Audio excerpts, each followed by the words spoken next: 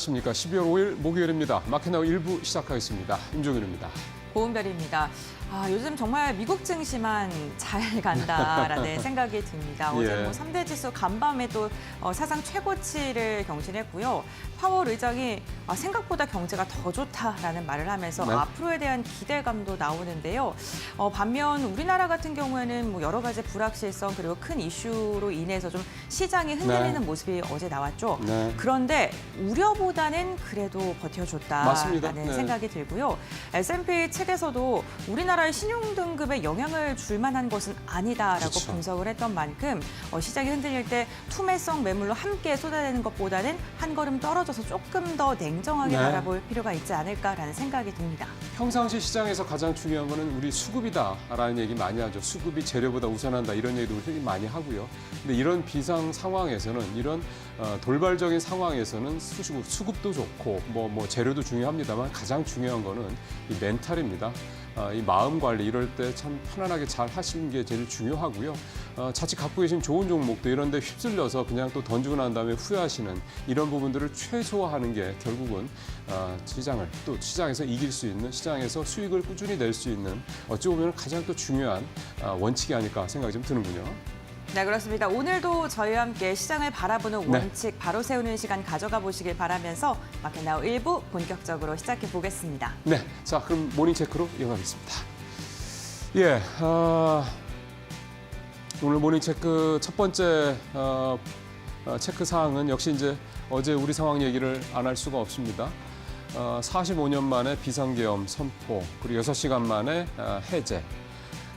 사실 이 6시간이라는 게 우리 특히 주식시장에 가져왔던 그 결과는 화면에서 보시는 것처럼 코스피 29조 원, 코스닥 6조 원 해서 무려 어제 하루 동안에만 35조 원이 넘는 우리 자산이 이제 공중으로 증발을 했다라는 겁니다. 굉장히 큰 고통스러운 그런 부분들입니다.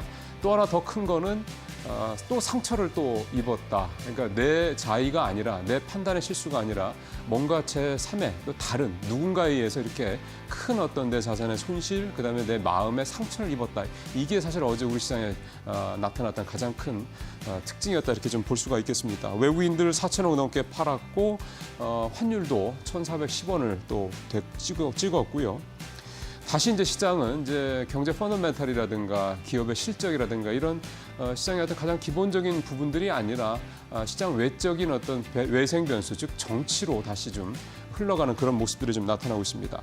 과거 이제 비상계엄 사태 때 이제 시장에 나타났던 변화, 가장 최근 사례만 놓고 본다면 박근혜 탄핵 때 우리 시장이 마이너스 3% 하락을 했던 거고 그 전에 노무현 전 대통령 때는 11%가 떨어졌습니다. 이번에는 어제 뭐 확인을 하셨습니다만 2%가 안 되는 1%대 이제 하락률을 보여서 비교적 과거 비상계엄 사태 때보다 또 아니 과거 이런 탄핵이라든가 이런 상황 비상 상황보다는 시장의 충격이 덜하긴 했습니다만 이게 이제 탄핵이나 이런 거에 비해서 탄핵이라는 건 어떻게 보면 국내적인 측면이 좀 더 강하지만 비상계엄은 또 밖에서 바라보는 시각이 또 크기 때문에 이런 점에서 봤을 때는 비교적 뭐 선방했다는 표현은 좀 그렇긴 합니다만 그래도 시장에서 걱정했던 것만큼 충격이 크진 않았다 이렇게 볼 수가 있겠습니다. 다만 이 대외 신인도 문제는 계속해서 걱정스럽습니다.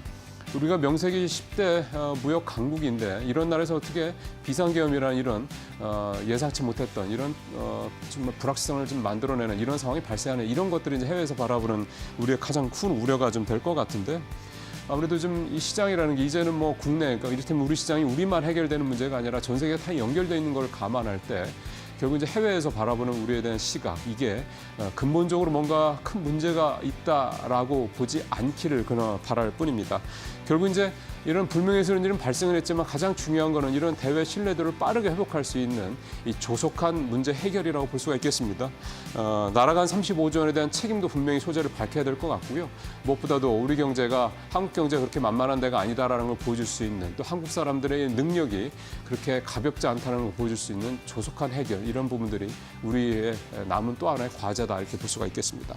자, 두 번째 체크를 해보죠. 역시 이제 비상계엄 관련된 내용들인데요. 어제 이제 이렇게 미국 대사관에 이런 홈페이지에 이런 신호가 떴습니다. 이제 얼럿이라고 돼 있죠. 영국도 그렇고 미국도 그렇고 한국을 방문하는 자국민들 또 한국을 방문하려고 하는 자국민들에 대해서 한국 여행주의보를 발령을 했습니다. 이게 참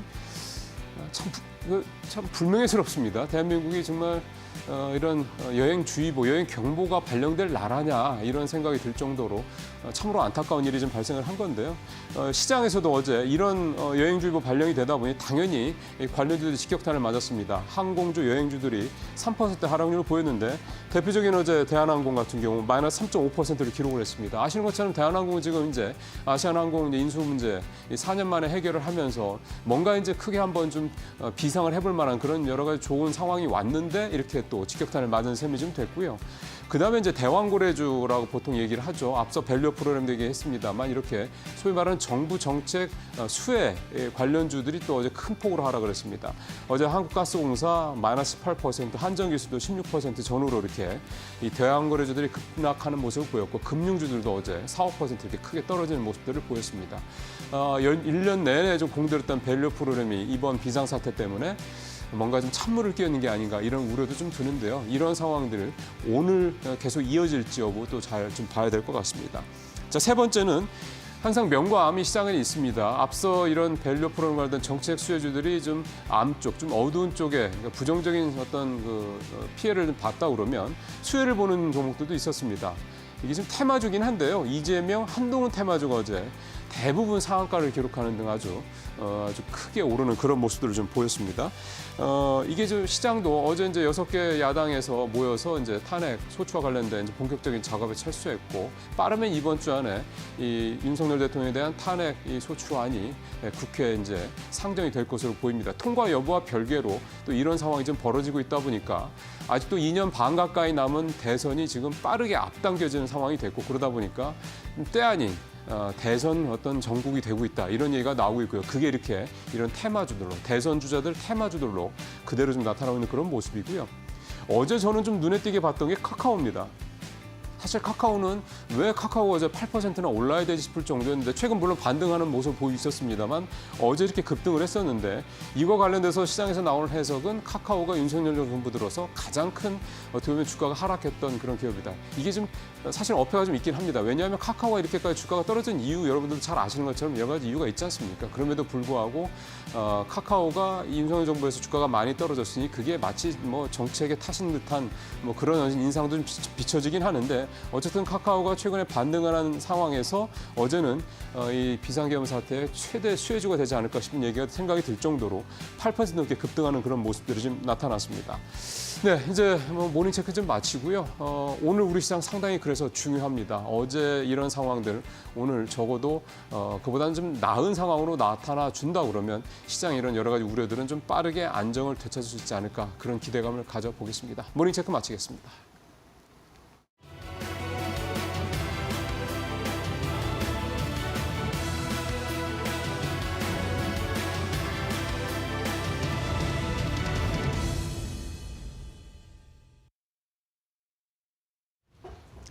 어제 우리 시장은 혼란의 하루를 보냈지만 간밤 뉴욕 증시는 3대 지수가 일제히 사상 최고치를 경신하면서 여전히 강한 모습을 그대로 증시에 나타냈습니다. 나스닥과 S&P 500 그리고 다우까지 일제히 기존에 있었던 가장 높았던 수치를 다시 한번 재돌파하는 모습을 보이면서 연일 신고가 랠리를 펼쳐나가고 있는데요. 특히 간밤에는 빅테크들의 강한 가격 상승이 나스닥과 S&P 500의 강한 지수의 상승 흐름에 힘이 되어주기도 했습니다. 이날 장에서 엔비디아가 3.4%의 강한 급등 흐름을 보였죠. 다음으로 준비하고 있는 차세대 AI 칩 루빈의 출시가 6개월 더 앞당겨질 수 있다라는 전문가의 예측치가 나오면서 이날 장에서 전반적으로 반도체 관련주들의 상승과 더불어 엔비디아가 3.4%대 오름폭을 보였고요. 아마존 같은 경우도 이번에 컨퍼런스가 있었는데 해당 이 행사에서 애플과 함께 이 아마존 앞으로 차기 AI 칩에 대한 기대감을 높이는 코멘트들이 대거 나오면서 이날 장에서 2%의 지수 상승과 함께 아마존도 사상 최고치 랠리를 이어가기도 했습니다. 이 빅테크 위주로 강한 상승이 나왔던 하루였는데 사실 이날 장에서는 여러 경제 지표들 그리고 연준 파월 의장의 발언까지도 확인이 가능했는데요. 일단 고용 쪽의 데이터를 먼저 보시면 시장의 예상치를 밑도는 고용 수치가 나왔습니다. 시장의 예상치인 16만 건을 평일 밑도는 14만 6천 건이 기록이 됐고 서비스업 같은 경우도 10월 대비해서 되려 하락하는 폭이 나왔죠. 그 여전히 50대 이상을 기록을 하면서 서비스업 국면이 확장에 들어가 있는 것은 확인을 했지만 지난 6월 이후로 처음으로 전월 대비 하락하는 모습이 보이면서 일단 12월 금리 인하에 대한 기대감은 계속해서 커져가고 있습니다. 그럼에도 제롬 파월 연중 의장의 직접적인 발언을 확인해 보면 앞으로도 금리 인하 있을 수는 있지만 급하게 할 필요가 없다라는 코멘트가 다시 한번 직접적으로 나오면서 12월에 금리 인하를 놓고 시장에서는 엇갈린 전망들을 내놓고 있는 상황인데요. 그럼에도 경제 전문가들 일단 당장에는 스몰컷 진행을 할 것이다라는 예측치를 내놓고 있는 가운데 이번 주 금요일에 발표되는 고용 보고서까지도 동향을 잘 확인해 보시는 게 중요할 것 같습니다. 자, 그런 가운데 밤사이에 또 외신들은 우리 국내 시장에 대한 어떤 평가들을 내놨을지 간략히 살펴보기를 원하는데요. 일단 어제 우리 국내 증시 시간을 통해서 국내에서도 많은 거래소들 그리고 증권사들에서 여러 코멘트들을 내놨습니다. 보수적인 입장을 유지하는 곳도 있고 낙관적인 전망을 펼치는 곳도 있는데 일단 국내 증시가 워낙 극심한 저평가 구간이기 때문에 안정을 찾을 것이다. 그리고 급락하게 되면 매수를 해야 된다라는 입장을 보여주는 곳도 있었고요. 다만 이러한 정치적인 불확실성이 계속해서 이어질 수 있고 변동성인 지속력이 앞으로도 제한적일 수 있기 때문에 적극적인 매매보다는 관망을 하는 게 좋겠다라는 약간의 보수적인 코멘트들도 동시에 나왔습니다. 그리고 외신들의 반응을 확인을 해보면 정치적인 관점에서는 일제히 부정적인 입장이 훨씬 더 많이 다뤄진 모습을 확인을 해볼 수가 있었는데요. 지금 한국과 미국 관계를 놓고도 우려의 시각들이 존재하고 있는 가운데 수십 년 만에 가장 큰 시험대에 오를 수 있다라고 뉴욕타임스는 헤드라인을 장식하기도 했습니다. 다만 경제적인 측면을 놓고 봤을 때 월가의 반응은 국내 증권가와 비슷한 반응이었습니다. 저가에 대한 기회가 될 수 있다라는 시각과 그리고 앞으로도 변동성에는 주의를 해야 되기 때문에 적극적인 매매를 이어가는 것은 옳지 않다 이렇게 양쪽으로 나뉘는 모습이 나왔는데요. 일단 어제 장에서 시장은 하락으로 또 마무리가 됐기 때문에 오늘 시장의 반응은 어떨지도 추가적으로 확인을 해보시는 게 중요할 것 같습니다. 자, 그런 가운데 간밤 빅테크 기업들의 주가 상승과 함께 이 AI에 대한 자신감 다시 한번 키워갔던 간밤 새벽 분위기였는데요. 그 안에서도 엔비디아가 대체될 수 있다라는 자신감을 키우는 여러 가지 힌트들이 또 나오기도 했습니다. 일단 가장 크게는 마벨이 주가가 20%나 넘게 급등을 했습니다. 3분기 실적 발표를 했는데 굉장히 긍정적이었고 4분기에 대한 가이던스까지 시장의 예상치를 크게 상회하면서 AI 사이클에 대한 자신감을 가져갔습니다. 고요. 뿐만 아니라 마벨은 현재 엔비디아 대항마 중 하나로 불리는 반도체 칩 제조 기업이기 때문에 이 엔비디아와 비교했을 때 점유율 측면에서는 아직까지 상당히 미비하긴 하지만 이 작은 칩 메이커 회사들이 지속적으로 긍정적인 실적과 함께 엔비디아의 점유율을 가져갈 수 있다라는 기대감이 시장 안에서도 나오고 있습니다. 또 여기에 앞서 말씀을 드렸었던 애플이 엔비디아 대안으로 아마존의 AI 칩을 선택한 부분도 시장에서는 엔비디아의 위치가 앞으로는 변동될 수 있다라는 관측이 나오고 있는데요. 엔비디아 GPU 자체가 워낙 비싸기 때문에 구글이나 아마존, 메타와 같은 빅테크 기업들이 자체적으로 칩을 개발을 하고 있고 이번에 애플이 그러한 아마존의 칩을 가지고 쓰고 있다라는 소식이 본격적으로 전해지면서 시장 안에서는 AI 칩 메이커들 앞으로 시장 안에서의 흐름이 바뀔 수도 있다라는 관망들도 나오고 있습니다. 어제 이어서 오늘도 국내 증시 이런 정치적인 리스크 때문에 흔들릴지 지켜봐야겠습니다만 간밤 반도체를 중심으로 빅테크들의 강한 상승이 나왔던 만큼 추가적인 하나의 모멘텀이 되어줄 수 있을지 잘 지켜보시면 좋을 것 같고요. 오늘 개장 상황 때까지 나올 수 있는 여러 이슈들과 관점들 저희 이데일리 TV와 함께 집중 진단해 보시기를 바라겠습니다.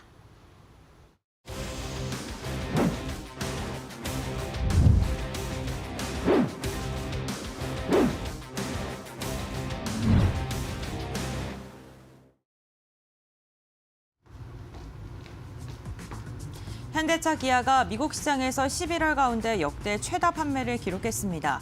친환경차의 판매도 꾸준히 증가한 것으로 확인됐는데요. 실적이 잘 나오자 통큰 주주환원 정책도 발표하고 있습니다. 기아는 앞으로 3년간 연평균 매출 성장률과 영업이익률 목표를 모두 10% 이상으로 잡겠다고 발표했는데요. 다만 금속노조의 파업이 예고돼 있어 완성차 기업들의 생산량 차질 우려가 나오고 있습니다. 자동차는 과연 변동성이 큰 증시의 도피처가 될 수 있을까요? 지금부터 알아보시죠.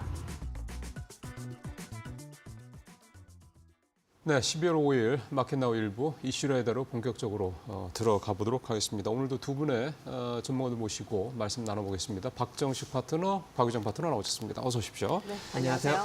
자, 이제 비상경제 사태에 따른 어떤 충격에서 좀 벗어나서 냉정을 좀 되찾고 다시 시장에 좀 집중해야 될 때가 됐습니다. 그래서 오늘 첫 번째 이슈는 참 반가운 소식입니다. 미국에서 사실 걱정을 많이 했는데 현대차하고 기아가 굉장히 판매가 좋았네요. 네. 뭐 지난 10월부터 좀 긍정적인 글쎄. 이제 판매량을 좀 기록을 하고 있는 상황이고요.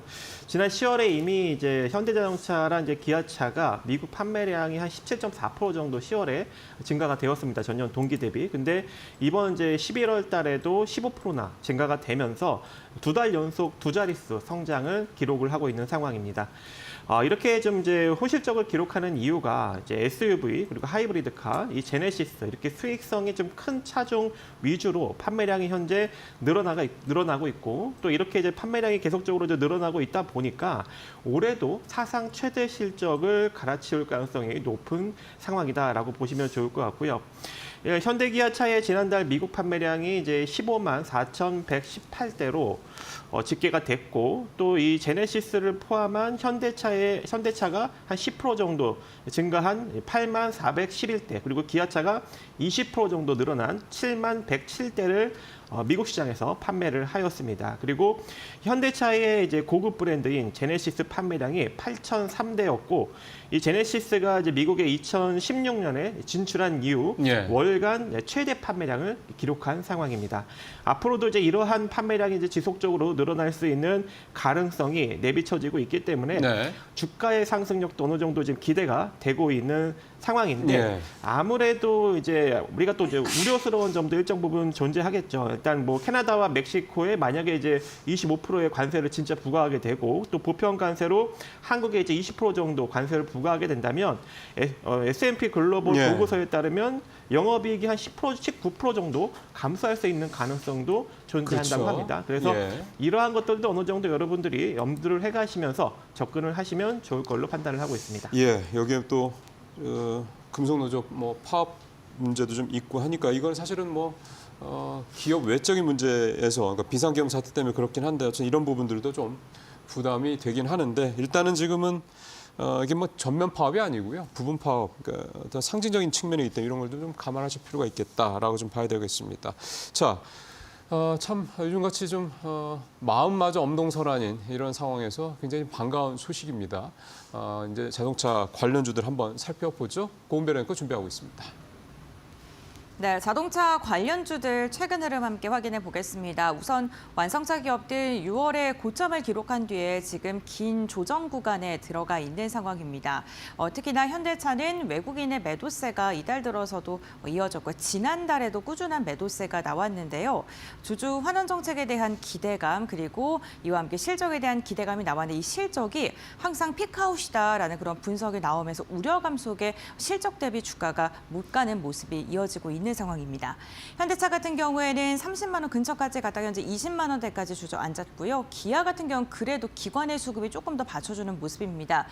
전거래일에도 0.1%가량의 상승, 시장이 흔들리는 가운데서도 주주 환원 정책에 대한 여러 가지 안을 발표하면서 버텨주는 모습이 확인이 됐고요. 이와 함께 현대모비스 역시나 올해 최초로 인버스터 데이를 개최를 하고 주주 환원 정책과 성장률에 대한 자신감을 내비치기로 했죠. 전일에는 1.6%가량의 주가의 하락세가 나왔고요. 완성차 기업들 가운데서 그리고 또 부품주, 대형주 가운데서도 주가의 조정이 조금 깊게 나오고 있는 상황입니다. 대동기업 같은 경우에는요. 공시가 하나 발표됐습니다. 어제만 보게 된다면 9%가량의 주가의 급락세가 나왔는데 현대차 그룹을 향해서 자동차 감속기에 대한 공급 계약을 체결했다라는 소식이 전해졌고요. 규모도 굉장히 큰 규모가 인 것으로 확인이 됐습니다.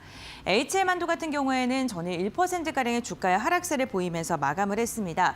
다만 기관이 5거래일째 매수 우위가 집계가 되고 있고요. 외국인도 어제 시장을 이탈하는 가운데에서 HM만도에 대해서는 매수를 선택하면서 개인의 수급 이탈로 인해 주가가 하락한 것으로 확인되고 있습니다. 사실 HM만도와 같이 이 멕시코에 공장이 있거나 멕시코에 관세에 대한 우려가 있는 자동차 관련 기업들 관세 발표 25% 부가 발표 이후에 주가가 깊게 눌렸었는데 우려가 과도하고 본 매출액과 비교했을 때 그렇게 비중이 크지 않다라는 분석이 나오면서 다시금 주가의 반등을 시도하고 있는 모습입니다. 다만 자동차 기업들 이 관세에 대한 부담감은 여전히 남아있는 상황입니다. 이러한 가운데 우리는 어떠한 종목을 눈여겨봐야 될까요? 지금부터 알아보시죠. 자, 뭐 자동차 관련주는 여러분께 눈에 익으신 종목들 참 많죠. 그래서 자, 이 중에서 이제 우리 박정희 전무가 어떤 종목 가져오셨는지 궁금하네요. 어디입니까? 네, 3번 모터스 자동차 부품주를 주목을 예. 해보았는데요. 네, 네. 일단 뭐 현대기아차 같은 경우에는 대형주다 보니까 아무래도 좀 시장의 영향을 상당히 많이 받을 것으로 보여집니다. 최근에 근데 우리 이제 코스피 지수가 이제 쉽게 나아가지 못하고 있는 그런 국면이기 때문에 오히려 호실적을 기록하고 있는 자동차 부품주 쪽을 여러분들이 좀 주목을 하실 필요성이 있을 것 같고요. 그리고 뭐 관세의 영향을 받는다 하더라도 이 부품 쪽은 조금 이제 그 관세의 영향을 좀 덜 받지 않을까라고 또 생각을 합니다. 그래서 3번 모터스를 한번 준비를 해보았는데요. 3번 모터스 같은 경우에는 자동차 부품 회사, 이 플라스틱 부품, 파이프류 이런 것들을 이제 또 자동차 변속기 부품, 플레이트류 이제 이런 것들을 이제 만들고 있는 그런 회사인데 최근에 이제 자회사를 통해서 이 플라스틱 부품 매출이 상당히 많이 좀 긍정적으로 나오고 있습니다. 그래서 어느덧 이 플라스틱 부품 쪽 매출이 한 62.47%로 연결 매출 기준으로 상당히 높은 비중을 차지하고 있는 상황인데 아무래도 이제 친환경 차 쪽에 들어가는 부품류가 이제 상당히 많이 이제 존재하다 보니까 역대 최고 실적을 갈아치우고 있는 상황입니다. 이번에 3분기 영업이익이 213억 원이 이제 발표가 됐는데 아무래도 이제 자동차 판매에 힘입어 유럽 쪽에 이제 자동차 판매에 힘입어서 한 50.7%나 증가가 되었고요. 3분기 누적으로도 679억의 일단 영업이익을 기록을 했는데 전년 영업이익을 확실히 이제 뛰어넘었습니다. 전년도도 역대 최고치를 한 516억 정도를 기록을 했는데 네. 3분기 누적으로 지금 이게 이제 뛰어넘은 그런 상황이거든요. 거기다가 또 이 이슈가 없으면 쉽게 못 나아가잖아요. 그렇죠. 그런데 네. 정치 테마 쪽하고도 또 엮여 있습니다. 어디예요? 그래서, 이재명 쪽하고 좀 아, 엮여 있기 그래요? 때문에 네. 어제도 좀 실적이 주가의 상승력이 좀 어느 정도 나온 그런 상황이어서 아무래도 이제 최대 실적을 기록하고 있고 또 상당히 저평가 국면에 정치 테마 쪽하고도 엮여 있다 보니까 이런 종목들 여러분들이 접근을 하신다면 지금과 같이 약간 이제 불안한 시장에서도 좋은 결과를 만들어갈 수 있을 것으로 판단을 하고 있습니다. 예. 사실은 좀 펀더멘털 외적인 얘기긴 한데 이재명 테마주도 엮여 있다라는 점 오늘 좀 3번 모터스 말씀해 주셔서 들었고 자 우리 곽 파트너님은 어떤 자동차 관련주 말씀하시려고요? 네, 저는 완성차 기업 가지고 왔고요. 어디요? 기아. 아, 네, 기아가 가져왔습니다. 되게 어제 사실 상황에서 반등을 했으니까 좀 좋았더라고요 주가가. 네, 아직까지 현대차 같은 경우에는 주가가 아직 하방으로 좀 자리가 잡혀 있는 상황인데 기아는 지금 바닥 다지기를 다시 좀 하고 있는 중이기 그래요. 때문에 네. 약간 추세적으로는 좀 차별화되는 부분이 있어서 네, 네. 가지고 왔고요. 기아차가 올해 컨센서스 보니까 매출이 거의 한 107조 가량 나와 주더라고요. 네. 작년에 좀 아쉽게도 100조 달성을 못했는데 사상 지금 최대치, 그러니까 창사 이래 사상 최대치 매출액이라고 볼 수가 있거든요.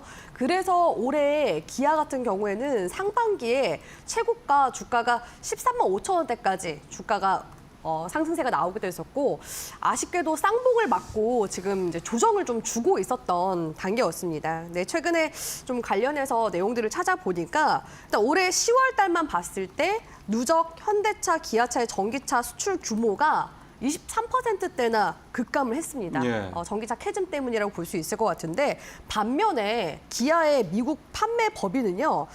지난 11월 현지에서만 7만 대 이상의 차량을 판매를 하면서 작년 동월 대비해서 무려 20% 증가한 실적을 달성을 했습니다.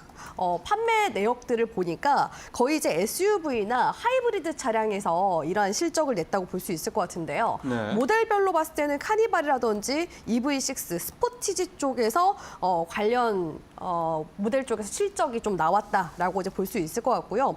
아무래도 최근에는 이제 전기차보다 현대차, 기아차 쪽에서 나오는 효자 노릇을 하는 게 하이브리드 차량이다 보니까 기아차 쪽에서는 이제 SUV 쪽을 하이브리드 차량으로 지금 특화를 해서 내세운 또 차량이 니로 하이브리드가 있거든요. 이 니로 하이브리드 같은 경우에도 올해 10달 동안 거의 6만 대 가량 수출이 되면서 가장 높은 해외 판매량을 기록했다고 볼 수 있을 것 같고요. 이미 이제 현기차 쪽에서는 지난 이제 2024 CEO 인베스터 데이에서 향후 이제 10년간 현기차가 계속해서 하이브리드 차량도 확대해 나갈 거고, 그리고 기존에는 지금 하이브리드 차량이 7종밖에 되지가 않는데 14종까지 확대해 나갈 거라고 밝혔거든요. 그래서 지금 시점에서 오히려 전기차보다 하이브리드 네. 차량에서 나오는 그렇죠. 매출이 지금 계속해서 효자 노릇을 하고 있기 때문에 많은 분들이 우려하는 게 그 트럼프 2.0 정권에서 전기차 쪽에 그 인센티브 보조금을 없애면은 네. 어떠한 타격이 갈 것인가라고 이야기가 많이 나오고 있잖아요. 사실 네. 배터리나 소재 기업들은 타격을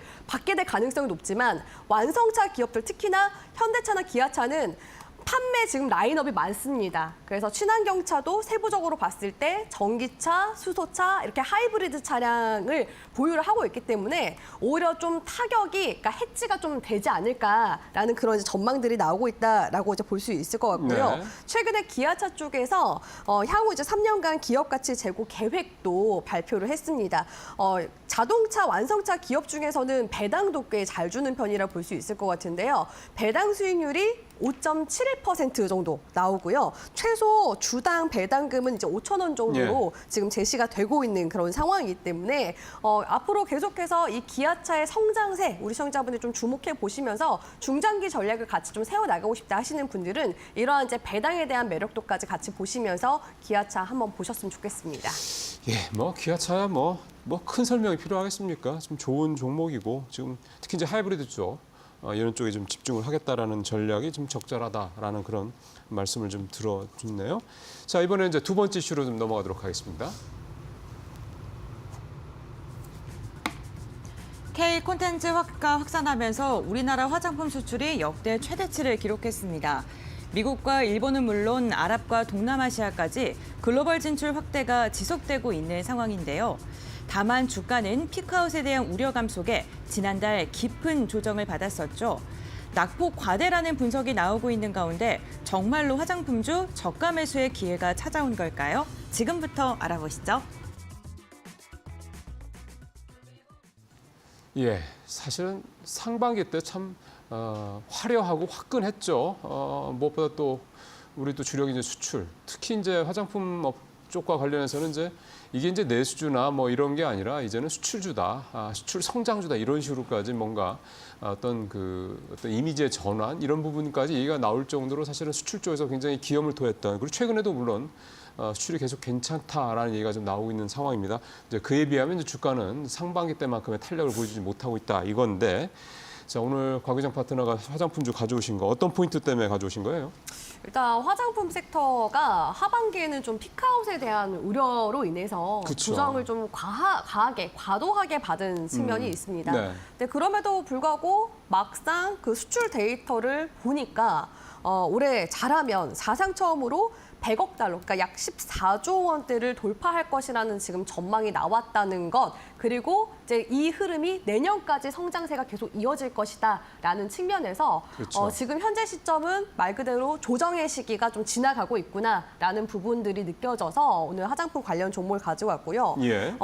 이렇게 이제 화장품 섹터들 자체가 화장품 관련 종목들이 상반기에 올라갈 수 있었던 이제 여러 가지 이유들 중에 하나가 최근에 미국 쪽에서도 수출 판매고를 계속 올리고 있는 중이잖아요. 예. 그리고 올해 또 하반기에 또 빠질 수밖에 없었던 부분이 부분이 중국에 대한 이제 그 맞아요. 경기 침체에 대한 그런 이제 부분들. 그래서 그리고 수요가 좀 떨어질 거다 이거잖아요. 네, 거기에다 또 관세 부과에 대한 미국에서 이제 모든 네. 품목에 대해서 관세 부과를 하게 되면은 화장품 쪽도 타격을 받게 될 것이다라는 그런 부분들 때문에 주가가 조정을 준 건데 사실 그 보편 관세에 대한 부분들은 주요 이제 품목인 자동차나 반도체 이쪽이 조금 이제 관세 부과에 대한 타격을 받게 될 가능성이 높고요. 네. 화장품 같은 이제 품목 같은 경우에는 아무래도 그런 이제 관세 부과에 있어서도 그렇게 큰 타격이 덜할 것이다라는 전망들이 있고 거기에다가 지금 이제 미국 같은 경우에는 우리나라 화장품 기업들이 진출을 이제 막 시작한 지 얼마 되지 않은 그렇죠. 상황이라서 네. 시장 점유율 자체도 아직까지는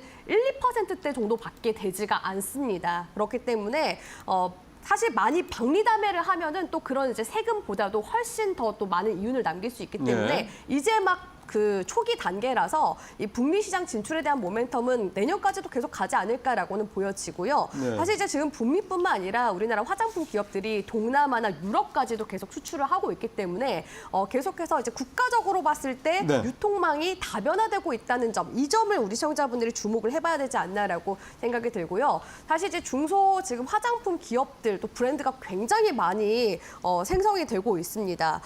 지금 보니까 누적된 그런 이제 화장품 브랜드만 하더라도 약 3만 개가 넘는다고 네. 하고요. 올해 11월까지만 해도 무려 한 거의 5천여 개의 업체가 새로 창업을 했다고 합니다. 그러니까 화장품 이제 브랜드를 만들려면 네. 진입 장벽 자체가 상대적으로 낮다라고 볼 수 그렇죠. 있을 것 같은데요. 네. 우리 앵커님은 뭐 인스타그램 같은 SNS 하시는지 모르겠지만 저는 이제 아직까지는 MZ세대라서 그 SNS를 좀 그래도 눈팅을 좀 많이 하고 있거든요. 눈팅은 무슨 또 눈팅이라고 그래요? 보신다고 그러면 되지. 네, 그래서 많은 그 SNS에서 인플루언서들 있잖아요. 맞아요. 인플루언서들이 소위 말해서 공동구매, 또 이것도 속된 말로 그 이제 밑으로 이제 얘기하는 저 전문 용어가 있습니다. 파리피플이라고 얘기를 하는데 거기에서도 화장품을 공동 구매하는 경우들이 굉장히 많이 있어요. 인플루언스가 뭐가 좋아요 하면 같이 산다. 네, 그리고 내지는 인플루언서가 화장품 이제 기업들과 같이 함께 콜라보를 해서 그렇죠, 새로운 그렇죠. 브랜드를 창출한다거나, 그러니까 이런 거에 대해서 진입 장벽 자체가 굉장히 낮다라는 겁니다. 그러니까 일례로 이렇게 화장품을 네. 브랜드를 판매를 하려면 한 뭐 2년간의 제조 경험이 있거나 내지는 정말 간단한 자격증만 취득하더라도 제조업체과 같이 컨택을 해서 네. 미팅을 한 다음에 샘플을 받아서 그거에 대한 사실 브랜딩이 더 중요한 거라서 그렇죠. 브랜딩 후 판매가 가능하기 때문에 이런 이제 부분들로 인해서 우후죽순으로 사실 이제 브랜드가 굉장히 많이 만들어진 거라고 볼 수가 있을 것 같고요. 네. 여기서 컨셉이 굉장히 중요하다고 볼 수 있을 것 같은데 올해 이제 상반기에 또 이런 이제 K 뷰티 열풍을 또 이끌었었던 조선 미녀 같은 경우에는 이제 모던 한방 쪽으로 컨셉트를 그렇게 잡았기 때문에 굉장히 또 높은 판매고를 올릴 수가 있었거든요. 굉장히 디테일하게 잡는 거군요. 네, 그래서 이런 이제 부분들이 또 많은 업체들과 경쟁을 그러니까. 해야 되기 때문에 또 그 중에서도 또 상위권에 있는 이런 화장품 브랜드들이 계속 이름을 알리고 있어서 네. 계속해서 당분간은 이런 K-뷰티 열풍이 내년까지 이어질 거라는 또 전망치들. 봤을 때 2025년도 화장품 중소형사들의 합산 매출액이 전년 대비해서 한 23% 정도 네, 네. 증가될 것이라는 전망치가 나오고 있고요. 영업이익률 역시도 18.6% 정도 나올 것이라는 지금 전망치들이 나와주고 있기 때문에 올해보다도 내년에 계속해서 역대 최고 수준의 마진 레벨을 기록하지 않을까라는 그런 분석들이 있는 만큼 화장품 관련 섹터들, 기존의 방산이나 조선 섹터들도 계속 수출 모멘텀 네, 타고서 2, 3년을 올라갔잖아요. 그렇죠. 이런 흐름이 내년까지는 이어지지 않을까라고서 전망해드리도록 하겠습니다. 그러면 짧게 한 가지만 더 여쭤보면 ODM이 있고 그다음에 네. 이런 소위 말하는 인디 브랜드들, 개별 브랜드들이 있고 네. 그다음에 뭐 다른 뭐 소위 말하는 이제 기자재라고 그럴까 화장품 기자재들이 이렇게 있을 텐데 네. 딱 한 가지만 찝어주신다면 나는 뭐가 제일 유명하다고 본다. 어떤 쪽이라고 보세요? 사실 오늘 제가 뒷부분에 가지고 온 관심 종목 같은 경우에는 기자재 쪽이라고 볼 수 있을 것 같은데 가장 수혜를 볼 수 있는 건 당연히 ODM 쪽. OEM 쪽이라고 ODM. 보고 있습니다. 알겠습니다. 그 얘기는 잠시 후에 좀 들어보도록 하겠습니다. 좀 화장품주 얘기를 했고요. 화장품주도 좀 많죠. 고은별 앵커가 깔끔하게 정리를 해드리겠습니다. 네, 화장품 관련 기업들 이달 들어서 다시금 기지개를 펼 준비를 하고 있습니다. 대표적으로 니들샵 브랜드로 알려져 있는 VT 같은 경우에는 이달 들어서 31%가량의 주가의 상승력이 나타나고 있고요. 외국인과 기관이 3거래일 연속 쌍끌이 매수세를 시연하고 있습니다. 어제 국내 증시가 크게 흔들리는 가운데서도 VT는요, 외국인과 기관 메이저 수급이 유입되면서 4% 이상의 강한 상승이 나오면서 마감을 했고요. 색조 화장 브랜드로 알려져 있는 삐아 역시나 주가의 상승력이 이달 들어서 꾸준하게 이어지고 있고 17거래일 만에 10,000원 선을 돌파하는 모습이 나오고 있습니다. 어제는 보합권에서 종가를 체결했고요. 아모레포스픽 같은 경우에는 자회사인 에뛰드가 내년부터 가격을 인상한다라는 소식이 전해지고 있죠. 아모레포스픽은 0.6%가량 하락했지만 역시나 이번 주 들어서 주가가 반등을 좀 시도하고 있습니다. 한국 화장품 제조 같은 경우에는 위탁 화장품 제조사입니다. 2%가량의 주가 하락이 나왔습니다만 6월 이후에 꾸준하게 주가는 하락하고 있고 11월 들어서 특히나 40%가량의 낙폭이 나왔습니다. 과연 이번 달에는 이러한 주가의 낙폭을 회복할 만한 유의미한 반등이 나올지도 함께 체크해 보셔야 될 것 같고요. 실리콘투는 4%가량 빠졌습니다. 화장품 용기 업체로 시작을 했다가 온라인에서 화장품을 판매를 대행하고 있는 업체이기도 하죠. 전일에는 한 4%가량의 주가 하락이 나왔지만 차트를 보시면 5일 차트가 굉장히 비슷한 추세를 그리고 있습니다. 이달 들어서 급격한 주가의 상승이 나오고 있다는 점 체크해 보셔야 될 것 같은데요. 그런데 화장품 관련 기업들 정말 너무나도 많습니다. 우리는 어떠한 종목 선택해야 될까요? 지금부터 알아보시죠. 네, 고 앵커 말씀대로 무지 많죠. 참 범위를 좁혀볼 필요가 있는데 앞서 곽 파트너님이 좁혀주셨던 거는 그래도 ODM 쪽이다. 크게 보면. 근데 오늘은 그거 말고 뭐 사실 그 얘기를 많이 했고요. 어느 쪽으로 좀 준비하신 거예요? 오늘 이제 화장품 용기 쪽 가지고 왔는데요. 이제 용기. ODM, OEM 쪽에서 이제 제조를 또 담당을 해주면 그렇죠. 예. 그걸 또 담을 수 있는 용기가 또 당연히 수혜를 받게 될 가능성이 높기 때문에. 포장이 또 중요하잖아요. 그렇죠. 그래서 이 화장품 이제 플라스틱 용기를 만드는 펌텍코리아 가지고 왔는데요. 기존에는 이제 연우라는 화장품 용기 기업도 상장이 되어 있었는데 한국콜마 쪽에 이제 흡수합병되면서 지금 펌텍코리아만 이제 유일하게 화장품 용기 업체로서 지금 상장사 지금 유지를 하고 있는 중이다라고 볼 수 있을 것 같습니다. 아무래도 이제 국내 인디 브랜드 쪽에 이런 화장품 용기들을 납품을 하다 보니까 펌텍코리아의 그 성장 속도가 심상치 않다라고 볼 수 있을 것 같은데요. 코로나 팬데믹 시기에마저도 성장을 계속 거듭하면서 매출이 8년 만에 3배 정도나 증가했다고 볼 수 있을 것 같고요. 올해 3분기가 사실 그 화장품 업계에 있어서는 피크아웃에 대한 우려감이 가장 컸었던 분기라고 볼 수가 있을 것 같은데 네. 3분기 역시도 비수기임에도 불구하고 2분기 매출액을 또 뛰어넘는 그런 이제 실적을 또 기록했다고 볼 수 있을 것 같고요. 다른 이제 화장품 용기 제조사들의 사실 이익률 대부분이 사실 한 자릿수에 불과합니다. 근데 그럼에도 불구하고 펌텍코리아 같은 경우에는 이제 지난해 기준으로 봤을 때도 연결 기준 영업이익률이 한 12%대 육박하면서 두 자릿수 영업이익률을 기록을 하고 있다라고 영업이익률이 볼 수 높네요. 있을 것 같고요. 그리고 이제 고객군과 수주가 계속해서 지금 늘고 있는데 염색 샴푸로 잘 알려진 모다라든지 내지는 그 드라마 PPL로 많이 나오는 또 화장품 기업이긴 한데요. 멀티밤 열풍을 일으켰었던 가히 또 내지는 색조 브랜드로 유명한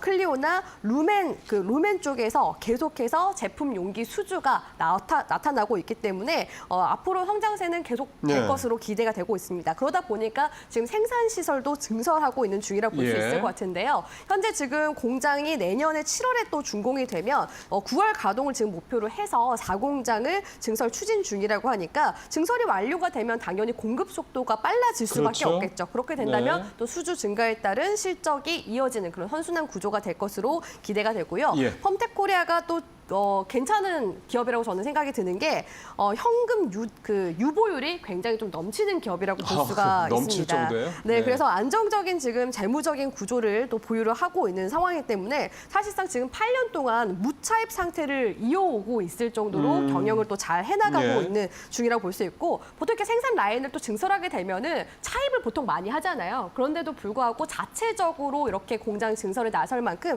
탄탄한 그런 재무 구조를 가지고 있다. 그리고 같은 이제 업종 내에서 PER을 이제 비교를 네. 했을 때도 지금 이제 17배 정도 나오거든요. 근데 보통 이제 대다수 기업들이 한 20배 정도 나온다고 봤을 때 여전히 좀 저평가된 수준이다라는 점을 봤을 때 펌텍코리아 여전히 매력도가 높은 기업이라고 보여지고요. 오늘은 제가 조정 이후 자리가 좀 잡혀가는 기업들 위주로 소개를 도와드리는 것 같은데 펌텍코리아 역시도 지난 6, 7, 8월 달 단기적인 쓰리봉 이후에 조정 주고 나서 박스권으로 지금 이제 횡보세가 나와주고 있는 상태에서 반등을 주고 있는 네. 시점이기 때문에 펌텍코리아 지금 기술적으로도 굉장히 좀 긍정적인 부분이 있는 기업이라고 볼 수 있을 것 같습니다. 예.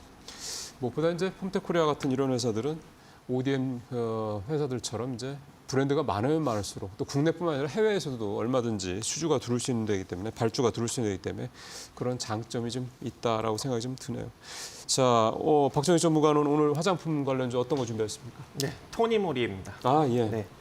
일단 뭐 3분기 누적 매출과 영업이익이 전년 동기 대비 각각 이제 28% 그리고 106%나 크게 증가하고 있는 역대 최대 실적을 기록하고 있는 그런 화장품 기업이고요. 또 오프라인 쪽에서 상당히 좀 매출이 많이 발생이 되고 있습니다. 또 주가도 최근에 좀 많이 빠졌기 때문에 우리가 이제 기술적인 반등력도 기대해 볼 수 있을 것 같고 또 광주 광산구의 이제 호남 기업으로서 이제 이름을 알리고 있는 상황이기 때문에 이 정치 테마 쪽으로도 좀 엮일 수 있는 그런 가능성도 존재하고요. 또 과거에 이재명 변호인인 박균택이 사회이사로 잠시 이제 재직을 했던 전력도 있기 때문에 또 이재명 관련 테마로도 엮여서 움직일 수 있는 가능성도 존재할 것 같습니다. 그래서 모든 측면에서 좀 이슈력이 있는 그런 종목이기 때문에 네. 잘 관심을 가져보시기 바라겠습니다. 우리 박정희 전문가는 오늘 가져오신 종목들이 다 정치 테마주와 이렇게 연결고리가 있는 종목들을 가져오셨네요. 말씀 잘 들었습니다. 자, 오늘도 두 분과 함께 화장품하고 이제 이 관련주들을 살펴봤습니다. 오늘 말씀 잘 들었습니다.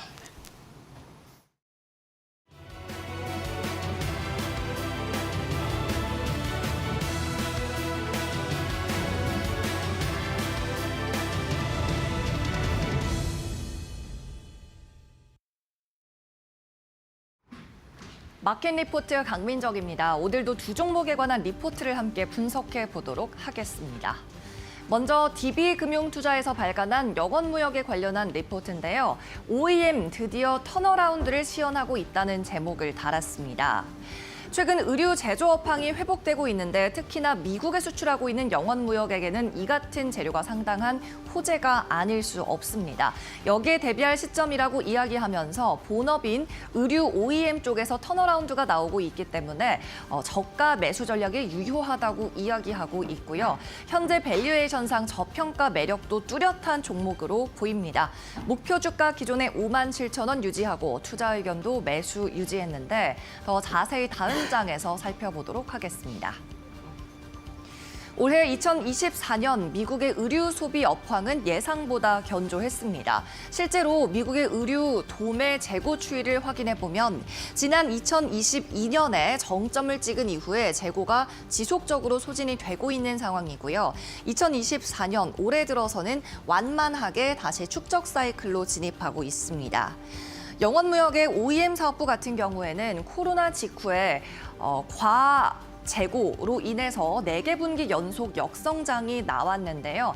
이후로 적극적으로 재고 소진 전략을 펼치면서 지난 3분기 달러 오더가 YOY 기준 18% 상승 전환이 나왔습니다. 또 이 달러 매출은 4분기에도 두 자릿수 증가가 예상되고 내년인 2025년에도 YOY 플러스를 유지할 걸로 예상이 되는데 최근에 유지되고 있는 강달러 환경도 이 같은 수익성 개선에 우호적인 환경을 만들어주고 있다는 겁니다. 다만 영원무역의 자전거 브랜드인 스캇 같은 경우에는 계속해서 실적이 부진한 상황입니다. 지난 3분기에도 과재고로 700억 원대 영업 적자가 발생했는데요. 이 때문에 스캇에 대해서는 기존 의류에 대해서 했던 적극적인 재고 소진 정책을 펼 걸로 보이고요. 이 같은 재고 소진 노력은 2025년 상반기까지 지속되겠습니다. 물론 이 같은 부진한 실적을 한 회계 연도에 털어내는 것을 의미하는 빅베스 가능성도 연말에 상존하고 있지만 이는 이미 시장에 알려진 악재죠. 내년도 스캇의 영업 적자는 보수적으로 1,320억 원을 전망하고 있는데요. 이렇게 컨센서스 하단으로 보수적으로 추정치를 잡았음에도 불구하고 25년 실적 기준 P/E는 4.1배에 불과하면서 저평가 매력도가 돋보이는 상황입니다. 의류 OEM이라는 기본 업황 회복에 기인해서 저점 매수 관점을 유지한다고 밝혔습니다. 네, 계속해서 다음 리포트도 살펴보도록 하겠습니다. 이번에는 한국투자증권이고요. NHN에 관한 리포트입니다. 제목에 내년이 기대되는 언더독이라고 달았는데요. 일단 내년도 게임 섹터는 올해보다는 훨씬 더 나아질 전망입니다. 게임 업황 자체가 다수의 게임 회사에서 다수의 신작이 출시될 예정이고요. 또 최근에는 인건비 같은 고정 비용을 축소하려는 노력도 지속되고 있기 때문입니다. 다만 신작 게임의 흥행이 불확실하다는 점은 2025년에도 당연히 부담 요인이겠죠. 그렇기 때문에 한국투자증권에서는 게임 섹터 가운데서 기존 게임 라인업에서 매출과 이익이 안정적으로 나오기 때문에 밸류에이션 부담이 적은 종목을 선택해야 한다고 이야기하고 있는데요. 이 같은 조건에 들어맞는 것이 바로 NHN이라면서 목표 주가 그리고 투자 의견 기존 수준을 유지했습니다. 네, 다음 장에서 더 자세히 살펴보겠습니다. NHN은 기존 라인업에서 말씀드렸던 것처럼 높은 매출 그리고 높은 이익이 안정적으로 나오는 회사입니다. 이 같은 핵심 게임 라인업은 특히 웹보드 게임과 오래된 일본 캐주얼 게임에서 안정적으로 발생하고 있죠. 게임 사업부의 매출은 매 분기 2020년 이후로 1,000억 원씩 꾸준히 나오고 있는데요. 특히 웹보드 게임에 대한 규제가 완화된 이후로는 매분기 1,100억 원에서 1,200억 원 수준의 꾸준한 매출이 발생하고 있습니다. 이 같은 핵심 라인업의 안정적인 매출에 더해서 내년에는 다른 게임 회사들과 마찬가지로 다수의 신작을 출시할 계획을 갖고 있는데 특히 내년에 최대 기대 신작이 1분기 말에 출시 예상되는 다키스트 데이즈입니다. 또 2분기 출시 전망인 어비스 디아라는 게임이 있고요. 이 외에도 6종의 신작이 추가로 내년에 발간될 계획이죠. 이렇게 기존 매출은 높은 안정성을 유지하고 있는 가운데 게임 신작이 나왔을 때 조금만 흥행에 성공해도 실적 개선이 높은 폭으로 이뤄질 수 있다는 전망입니다. 네, 지금까지 마켓 리포트에서 전해드렸습니다.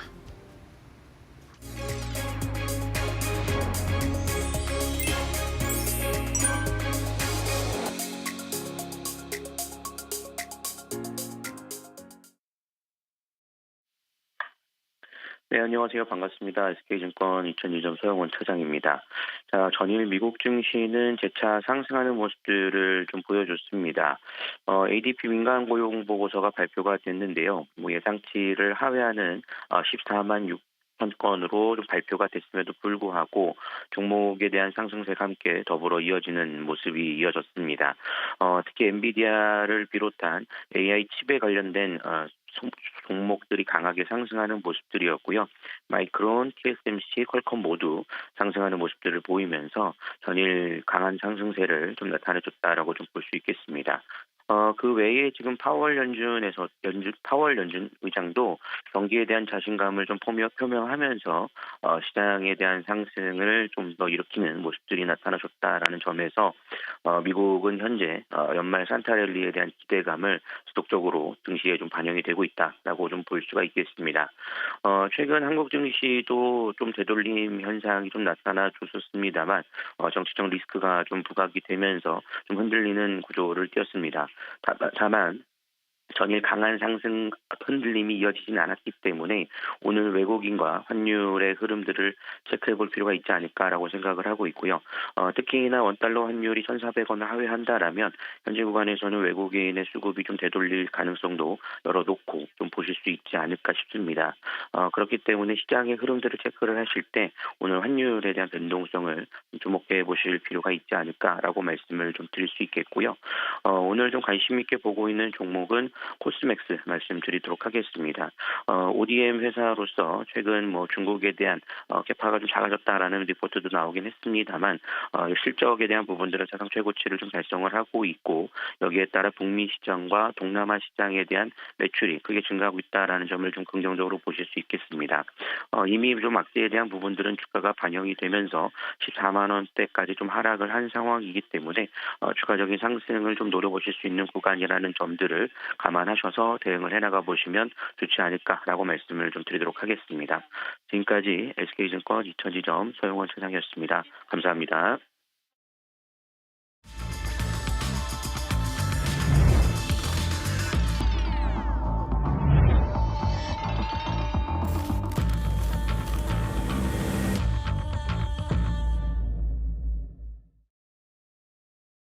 네, 8시 49분, 50분 다 돼가고 있습니다. 마켓나우 이제 마켓 스탠바이 시간으로 이어가도록 하겠습니다. 오늘도 신일섭위원 고은별 앵커와 함께하겠습니다. 어서 오십시오. 자, 뉴욕 시장은 잘 아시는 대로 오늘 사상 최고치 다시 경신했고요. 그래서 약간 좀 이런 걸 포모라고 요즘에 유행하는 말로 그런 얘기를 하죠. 왠지 그냥 소외되는 느낌이 자꾸 드는 마음, 저뿐만이 아니실 거라는 생각이 듭니다. 오늘 어제 우리 시장 비교적 선방했다고 해도 어쨌든 2%, 1% 이상 하락을 했고 환율도 아직은 불안 요소가 좀 남아 있고 여러 가지 아직도 좀 걸리는 게 좀 많은 그런 장 모습이긴 합니다. 자, 오늘 신일섭 의원 탑3 이제 어떻게 보고 계신지 일단 한 말씀 들어보시겠습니다. 네, 첫 번째는 대선 테마주 기승입니다. 기습적 계엄부터 계엄 해제까지 그리고 지금 속속 드러나는데 선관위원회에도 지금 110여 명이 투입되어서 당직자 휴대폰 5대를 압수했다는 소식이죠. 지금 탄핵 국면에 지금 돌입을 했는데 국민의힘은 당론으로 탄핵 반대를 일단 그 결의를 했기 때문에 통과될 가능성이 지금 8명 그 플러스 알파가 걸려 있고요. 어쨌든 전국이 혼란으로 지금 들어갈 것 같습니다. 지금 그 검찰에도 내란죄로 고발을 한 상태고 야당에서 지금 이런 부분 때문에 지금 대선 테마주가 기승을 부리기 시작했습니다. 각종 시나리오가 난무하는 바람에 예전에 여론조사에 등장했던 모든 인물들에 관한 종목들이 싹 다 움직이고 있습니다. 그래서 어제 섹터 종합에서 봤듯이 다양한 섹터가 움직이는 것으로 나왔지만 그 섹터에 포함된 특정 종목들이 죄다 업종 섹터 가리지 않고 전부 인맥으로 엮인 대선 테마로 계속해서 가지치기가 되어 있기 때문에 그 업종이나 섹터가 올라오는 것이 그 해당 섹터의 어떤 움직임이 좋아서 지금 경제 상황이 좋아서 움직이는 게 아니고 단순히 대선 테마가 움직이는 것이니 그런 섹터 종합 상승률이 올라오는 걸 보고 시장을 판단하면은 지금 큰일 난다. 예를 들어 제4이동통신이라던가 이런 것들 지금 갑자기 그 부분이 부각이 되는 이슈가 전혀 없습니다. 그래서 조심하셔야 될 것 같고요. 이런 대선 테마주들은 단순히 인맥으로 엮인 그것도 굉장히 어이없는 인맥으로 엮인 것도 상당히 많습니다. 3다리, 4다리 건너서 인맥으로 엮인 것조차 있기 때문에 그런 어떤 연결고리가 굉장히 약한 것들이 지금 이제 대선 테마주로 기승을 벌이면서 급등락이 하는 것들이 여러분의 눈을 현혹시킬 것이지만 이런 것에 달려 들어갔다가는 굉장히 큰 손실을 볼 우려가 있으니 조심하셔야 된다. 네. 자, 두 번째는 고려아연이 장중 170만 원을 돌파했습니다. 자, 이런 와중에도 고려아연은 지금 시가총액 코스피 20위 안에서 아주 단연 굉장히 굳건한 모습을 보이고 있죠. 최은범 고려아연 회장 측 그리고 지금 MBK 파트너스 측 이렇게 크게 나뉘어가지고 지분 싸움을 하고 있는데 지분이 굉장히 치열합니다. 지금 고려아연 지분율이 최은범 고려아연 회장 측 17.18에서 17.50까지 확대됐습니다. 이 지금 실탄이 없어서 우군을 확보하고 있었는데 사모펀드 베인캐피탈과 계열사가 등장하여 장내 0.32% 추가 취득을 해주는 바람에 지금 18%에 가까운 지분율을 확보했고요. 그리고 MBK 파트너스는 기자간담회가 예정되어 있었는데 일단 연기를 해서 어떤 다른 코멘트를 갖고 돌아올지 기자간담회가 지금 굉장히 귀추가 주목되는 상황이고요. 계속해서 이슈가 살아있기 때문에 과연 180을 갈지 200을 갈지 이거는 시장에 달려있다 이렇게 보시면 될 것 같고요. 세 번째는 생필품 사재기 관련주입니다. 예. 어제 여러 커뮤니티에서도 올라왔는데 물론 조회수를 얻으려고 밈으로 올린 걸 수도 있는데 편의점 업계에서 실제로 발표가 됐습니다. 편의점에서 특정 지점들에서 특정 아이템들이 동나는 상황들이 실질적으로 발생이 되었습니다. 예. 휴지나 라면이나 통조림 같은 것들이죠. 물론 이것들은 막 저 사람은 오바하네 이럴 수도 있지만 네, 저런 것들이 실제로 일어났습니다. 그래서 삼양식품이라든가 농심, 동원 F&B 이런 통조림, 라면 만드는 업체들의 주가 강세가 있었다. 어제 말씀드렸지만 물론 삼양식품 같은 경우에는 뭐 이런 단순 이슈로 갑자기 간 것보다는 그동안의 흐름이 우상향이었다가 이런 것도 병합이 된 것 같이 보이지만 예. 농심이나 동원 F&B 같은 경우에는 지금 차트의 모습이 상당히 좋지 않은 가운데 어제 그런 이슈로 지금 오른 부분이 큰 것으로 보는 것이 상식적이다. 이렇게 생각이 됩니다. 생필품주는 그러면 그냥 단기적인 어떤 뭐 살짝 뭐 이 정도로 봐야지 이걸 좀 깊게 볼 문제는 아닌 거죠. 그러니까 가려야 될 것으로 생각이 됩니다. 삼양식품 같은 경우에는 네. 계속해서 모멘텀이 발생되면서 기술적인 모습도 계속 우상향을 기록을 하고 있기 때문에 글쎄. 오히려 내년을 앞두고 지금 인도네시아의 걸림돌도 없어졌습니다. 아시다시피 인도네시아가 지금 그 아랍 인구가 가장 많은 이슬람 인구가 가장 많은 국가이기 때문에 여기서 할랄 인증을 취득한 제품을 이미 출시한 삼양라면은 굉장히 유리하고 그리고 인도네시아에서 굉장히 우리나라의 품질에 대해서 사사건건 걸고 넘어지는 부분이 있었는데 식약처가 적극적으로 해결을 해주었습니다. 삼양식품을 위해서. 네네. 그래서 지금 이런 부분도 도움이 된다. 이런 와중에 사재기 이슈까지. 그러니까 글쎄. 본업이 잘 되고 재무가 좋고 기술적인 모습이 좋은 가운데 사재기 이슈까지 플러스 알파로 간 삼양식품에게는 굉장히 덕이 되겠지만 지금 나머지 기업들 같은 경우에는 이게 하루 이틀 이슈를 넘어서서 네. 중기 이슈로 가기에는 본업이 회복이 돼야 된다 일단. 그렇죠. 일단 가려서 생각하셔야 된다. 아까 말한 대로 대선 테마주든 생필품 사재기 이슈든 이런 어떤 단기적인 어떤 요 빈틈을 노리고 굉장히 수급들이 반짝 들어와서 기승을 부릴 수가 있기 때문에 예. 그런 반짝 그 수급에 반짝거리는 빨간불을 보고 딱 들어갔다가는 또 한순간에 물려서 눈물을 흘릴 수 있기 때문에 이런 것들은 커뮤니티에 놔두는 밈과 함께 연말에 어떤 크리스마스 앞두고 재미거리로 술 안주거리로 삼으시는 게 어떤가 이런 생각이 듭니다. 이제 포트폴리오 차원에서도 이제 예를 들어 이런 좀 단기 어떤 테마 관련주들 이런 관련주들은 비중을 좀 많이 담으시면 안 되겠죠. 어쨌든 그런 부분들을 좀 잘 감안하시면서 지금 생필품 관련주들도 그럴 거고 제일 첫머리에 말씀하신 대선 테마주도 역시 아까 이제 신 의원도 늘 말씀하십니다만 실체가 사실 없다 이 말씀들을 늘 하시기 때문에 이런 부분들을 좀 감안하시면서 투자하실 때 좀 조심하셔야 될 부분들이 아닌가 생각이 듭니다. 지금 뭐 삼양식품 관련해서는 저도 좀 검색을 해보니까 인도네시아 말씀을 하셔서 보니까 이제 이 라면 관련된 규제를 해제했다 이런 얘기가 나오는 거 보니까 이런 어떤 그동안에 좀 발목을 잡고 있었던 부분들도 좀 해소가 돼가는 국면이 있다. 역시 삼양식품 이제 음식료 쪽 대장주로서 다시 한번 좀 몸을 좀 이렇게 좀 가볍게 만들어가는 그런 모습이 아닌가 생각이 좀 듭니다. 네. 8시 57분 다 됐네요. 이제 동시효과 상황 좀 살펴보면서 오늘 초반 상황 상당히 좀 중요할 것 같은데 동시효과 상황 좀 어떤지 고은별랭크 통해서 좀 확인해 보겠습니다. 네, 12월 5일 목요일장 국내 증시 예상 체결 지수와 함께 확인해 보도록 하겠습니다. 우선 간밤 미국 증시는 3대 지수가 일제히 최고치를 경신하는 랠리를 이어가고 있습니다. 산타랠리의 시동을 거는 모습이 나타나고 있고요. 파월 연준 의장은 시장의 경제 상황이 생각보다 더 괜찮다라고 평가하면서 금리를 급하게 인하할 필요가 없다라는 이야기를 했습니다. 기술주를 중심으로 미증시의 랠리가 이어지고 있는데요. 국내 증시 같은 경우에는 전거래일 아무래도 대내적인 불확실성, 정치적인 이슈가 나오면서 양시장이 일제히 하락으로 마감을 했습니다. 2%에 가까운 낙폭으로 마감했던 유가증권 시장, 그리고 코스닥은 2% 이상 빠지면서 마감했는데요. 오늘 같은 경우엔 다시금 반등을 시도하고 있습니다. 여진이 아직 남아있긴 합니다만 그래도 시장이 진정을 하기 위해 힘을 내주고 있는 모습인데요. 코스피는 0.26%가량 상승하면서 2,470선, 코스닥은 0.37%가량 오르면서 680선을 향해 지금 시작을 준비 중에 있습니다. 그렇다면 유가증권 시장 시가총액 상위 종목군들은 어떻게 시작할까요? 1위부터 5위 확인해 보시죠. 네, 어제 일제히 하락으로 출발했던 1위부터 5위권의 종목들 오늘은 반발 매수세가 유입되면서 다시금 반등 시도하고 있습니다. 삼성전자가 0.38%가량 상승, SK하이닉스도 1%가량의 오름세로 출발을 준비 중에 있고요.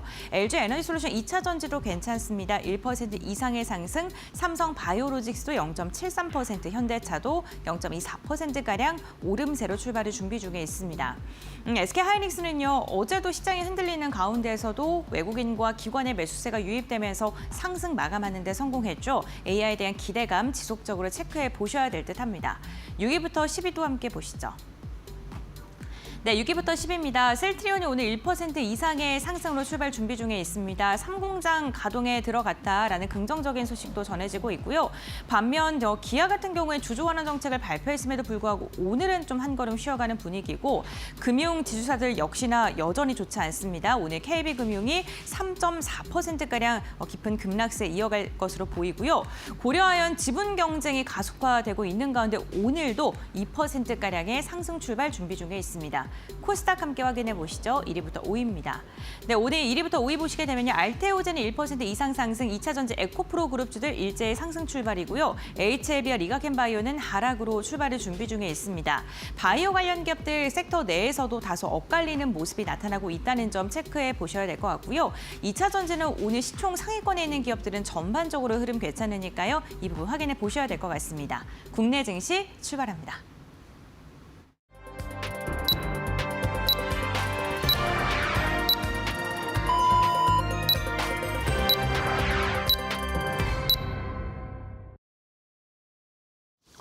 네, 동시효과 상황에서 보셨던 것처럼 일단 지수는 보합, 그래도 좀 강보합권 출발이 예상이 좀 되고 있고 시가총액 상위권 중심으로 살펴보면 좀 오락가락하죠. 좀 뭐 특정 어느 섹터가 좀 오늘 전반적으로 분위기가 좋다, 나쁘다 이렇게 말씀을 드리기에는 좀 개별적인 그런 흐름들이 좀 나타나고 있어서요. 오늘 그런 부분들을 좀 감안하면서 좀 시장을 좀 봐야 될 것 같습니다. 한 오전장은 좀 어쨌든 좀 약간 살얼음을 거는 듯한 그런 느낌이 되지 않을까 싶은데 일단 지금 지수가 떠서 확인을 해보면 코스피 0.3% 좀 올라서 가고 있고요. 코스닥이 0.4% 상승한 상태에서 좀 가고 있는 모습이 좀 나타나고 있습니다. 예, 일단 출발은 플러스로 시작을 했습니다. 이제 이게 계속 상승폭을 위로 이제 이 폭을 확장을 해갈지 아니면 좀 꺾일지 이런 부분들은 좀 일단 오전장 초반에 한 10시 이내의 상황에서 좀 면밀하게 좀 지켜봐야 될 것 같습니다. 자, 그러면 이제 출발 상황 이제 자세히 좀 살펴봐야 되겠습니다. 곤배 랭커 전해주십시오. 네, 12월 5일 목요일장 국내 증시 출발을 했습니다. 어제 급락세를 뒤로하고 우리 시장은 오늘 반등을 시도하고 있는 모습인데요. 환율적인 부분은 아직도 부담스러운 상황입니다. 1,412원 선까지 올라선 환율, 오늘 외국인의 수급이 어떻게 다시금 투자 심리가 돌아설 수 있을지 이 부분도 함께 체크해 보셔야 될 것 같습니다. 우선 오늘 유가증권 시장 0.22%가량 상승하면서 2,466선에서 출발을 했고요. 코스닥 같은 경우에는 0.25%가량 상승하면서 678선에서 출발을 알렸습니다. 다만 코스피 200이 상대적으로 유가증권 시장보다의 상승폭이 조금 더 약한데 오늘 대형주가 힘을 잘 못 쓰는 모습을 시장에서 지금 확인이 되고 있습니다. 그렇다면 시가총액 상위 종목군들 어떻게 출발했는지 함께 확인해 보시죠. 네, 1위부터 5위 살펴보겠습니다. 우선 오늘 반도체 괜찮습니다. 간밤 미증시에서 아무래도 기술주 중심으로의 상승력이 나타나면서 오늘 반도체 기업들 힘을 받고 있는 모습이고요. 삼성전자가 0.75% 오늘 반등 시도하고 있고 SK하이닉스는 어제 이어서 오늘도 주가의 상승력을 이어가고 있습니다. 아마존이 지금 모달 서비스를 또 공개를 했고요. 애플이 지금 엔비디아 대신 아마존 칩을 선택했다라는 소식도 전해지고 있고 이와 함께 데이터 센터에 대한 투자 소식이 지속적으로 지금 이야기가 나오고 있는 만큼 AI 시장에 대한 확장 가능성, 긍정적인 전망은 여전하다는 점 확인을 해보셔야 될 것 같고요. LG 에너지 솔루션 0.39%가량 상승으로 출발했고 오늘 삼성 바이오로직스도 1%에 가까운 오름세, 현대차는 보합권으로 출발을 했습니다. 다음 6위부터 10위 함께 확인해 보시죠. 네, 오늘 셀트리온이 지금 동시효과 상황보다는 상승폭이 반납하긴 했습니다만 그래도 0.27%가량 오름세로 출발을 했고요. 어제 버텨줬던 기아가 오늘은 0.5%가량의 하락으로 출발을 했습니다. 최근 기아 외국인과 기관 수급 괜찮았고요. 주가의 반등력도 괜찮았습니다. 오늘 한 걸음 쉬어가고 있고요. 고려아연이 또 다시 시가총액 순위 한 계단을 뛰어 오르면서 오늘 9위권까지 안착을 하고 있는 모습입니다. KB금융이 주가의 급락세가 이어지면서 오늘 시가총액 10위권까지 주저앉았다는 점이 특징적이고요. 고려한 지분 격화 지속적으로 이야기 나오고 있고 지금 다음 달에 진행될 임시 주총을 앞두고 지분을 한 주라도 더 확보하기 위한 경쟁이 격화되고 있는 상황입니다. 오늘 변동성이 지금 나오고 있고요. KB금융은 4%가량 하락으로 지금 출발을 했습니다.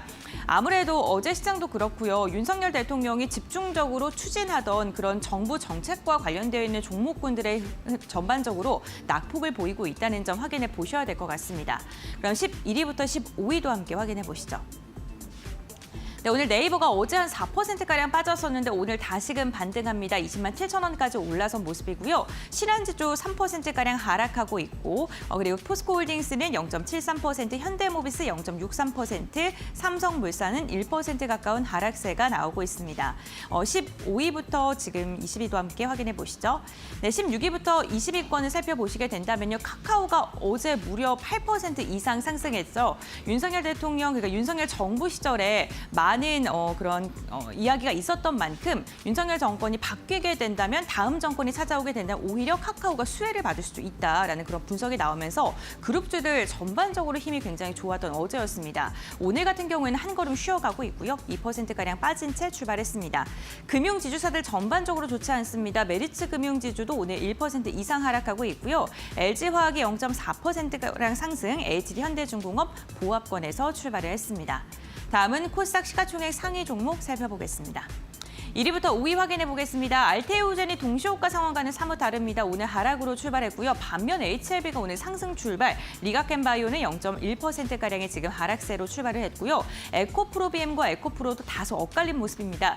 지금 시가총액 상위권을 보게 된다면 섹터 내에서도 그리고 그룹사 내에서도 종목이 좀 엇갈리는 모습이 나타나고 있죠. 명확한 방향성을 보여주는 것보다는 아직은 좀 조심스러운 경계감이 있는 시장 분위기가 지금 확인되고 있고요. 6위부터 10위도 함께 보시죠. 네, 오늘 엔캠이 3.6% 어제여서 오늘도 시세 이어가고 있고요. 미용 관련된 휴젤과 클래시스 일제히 하락으로 출발, 엔터인 JYP엔터가 1% 이상 상승 출발, 레인보우 로보틱스는 오늘도 좀 하락을 하고 있습니다. JYP엔터 어제 시장에 대한 흔들림이 가격하게 나오는 가운데서도 외국인의 매수세가 들어왔다는 점 함께 체크해 보셔야 될 것 같습니다. 다음 장 함께 살펴보시죠. 네, 11위부터 15위입니다. 펄어비스 2% 이상 하락하고 있고요. 어제 버텨줬던 리노공업이 오늘은 하락합니다. 반도체 소부장, 대형주들은 좀 잘 가는데 오늘은 소부장 내에서는 조금 차별화가 있다는 점 체크해 보셔야 될 것 같고요. 셀트리온 제약은 2% 이상 빠지고 있고요. 펩트론이 어제 흐름 괜찮았어요. 5일 추세를 보더라도 펩트론 최근 추세 괜찮습니다. 오늘도 소폭의 상승, 삼천당 제약은 오히려 하락하면서 비만약과 관련되어 있는 비만 치료제 테마 내에서도 다소 엇갈리는 모습이 나타나고 있습니다. 다음 장 보시죠. 네, 파마리서치 오늘 소폭의 하락이고 HPSP가 무려 3.6% 강한 상승 나오고 있습니다. 이와 함께 신성 델타테크 2차 전지 3% 이상 빠지고 있고요. SM이 0.24%가량 상승 출발, 루닛이 무려 8% 이상의 상승이 나오면서 의료 AI 관련 기업들 오늘 좀 눈여겨보셔야 될 것 같습니다. 오늘 전반적으로 시장을 보게 된다면요. 여러 가지 그 가섹터 내에서도 종목별로 조금 차별화가 나타나고 있다는 점이 특징적입니다. 시총 안에서도 이렇고요. 수급적인 부분 역시나 종목별로 조금 엇갈리는 수급 상황이 나타나고 있는데 이러한 가운데서 우리는 어떠한 종목을 봐야 되고 시장 분위기는 어떻게 해석을 해야 될까요? 지금부터 알아보시죠. 네, 고은별 앵커 수고했습니다. 저는 오늘 사실은 좀 금융주를 좀 지켜보고 있습니다. 어제 사실은 워낙 좀 많이 떨어졌고요. 워낙 그동안에 이제 주주환원 정책, 밸류 프로그램 등등등에서 굉장히 좀 분위기가 좋았기 때문에 미국도 좋았고 금융주들이 그랬는데 어제 많이 떨어졌고 오늘도 좀 보니까요. 지금 다시 한번 제가 체크를 해보면 KB금융이 5.23%, 아까 한 10분 전보다 좀 낙폭이 더 한 1%포인트 이상 커졌습니다. 신한지주도 좀 3% 가까이 떨어지고 있고 하나금융지주도 3% 넘게 떨어지고 있고 금융주들이 오늘도 좀 전체적으로 좀 뚜렷한 약세를 좀 가장 크게 보이고 있는 섹터다 이렇게 좀 보여집니다. 오늘 반도체 괜찮네요. 지금 삼성전자도 1.7% 가까이, SK하이닉스도 1.7% 넘게 이렇게 좀 오르고 있는 모습이 나타나고 있습니다. 자, 이제 오전장 출발 상황. 현재로서는 지수가 그렇게 크게 빠지고 있는 상황은 좀 아니어서 현재 다 하락세로 돌아서긴 했습니다만 0.07% 코스피 하락, 코스닥은 0.2% 하락 정도 수준입니다. 신 의원님 통해서 이제 오전장 상황 한번 살펴보겠습니다. 어떻게 보고 계세요?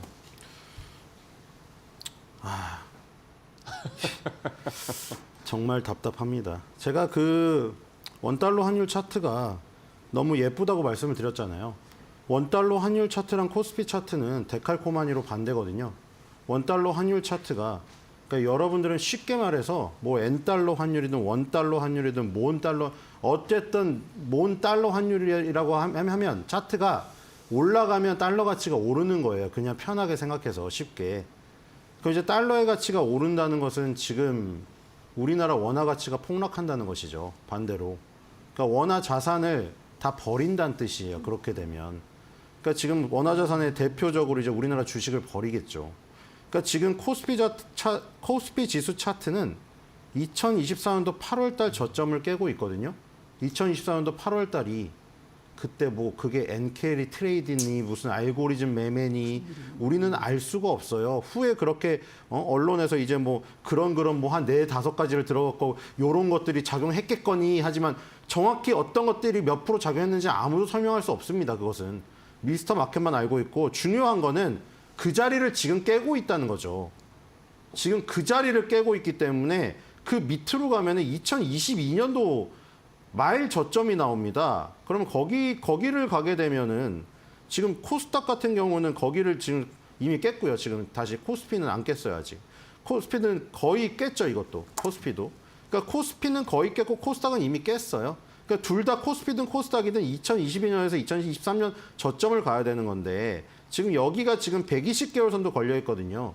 연봉으로 보면 10년 선이에요. 맨날 강조하는 10년 선이 이탈돼 버리면 이제 비즈니스 모델이 깨지면서 어떤 경기에 어떤 호황이 와도 음식을 제대로 이제 못 만드니까 아무 음식점이 제대로 활약을 못하는 그 격이랑 똑같은 거라고 말씀을 드렸죠. 지금 그렇기 때문에 굉장히 좋지가 않은 상황이고 오늘 지금 외국인의 매도가 820억 나오고 있는데 곧 바로 1000억, 15분 안에 1000억 갈 것 같습니다. 지금.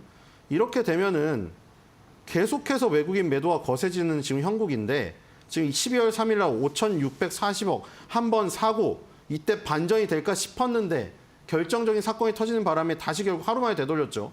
어저께 12월 3일 날 산 거를 거의 다 내뱉어 버렸습니다. 지금 한 달 거래일을 따졌을 때 외국인이 산 거래일은 코스피 기준으로 딱 이틀밖에 되질 않아요.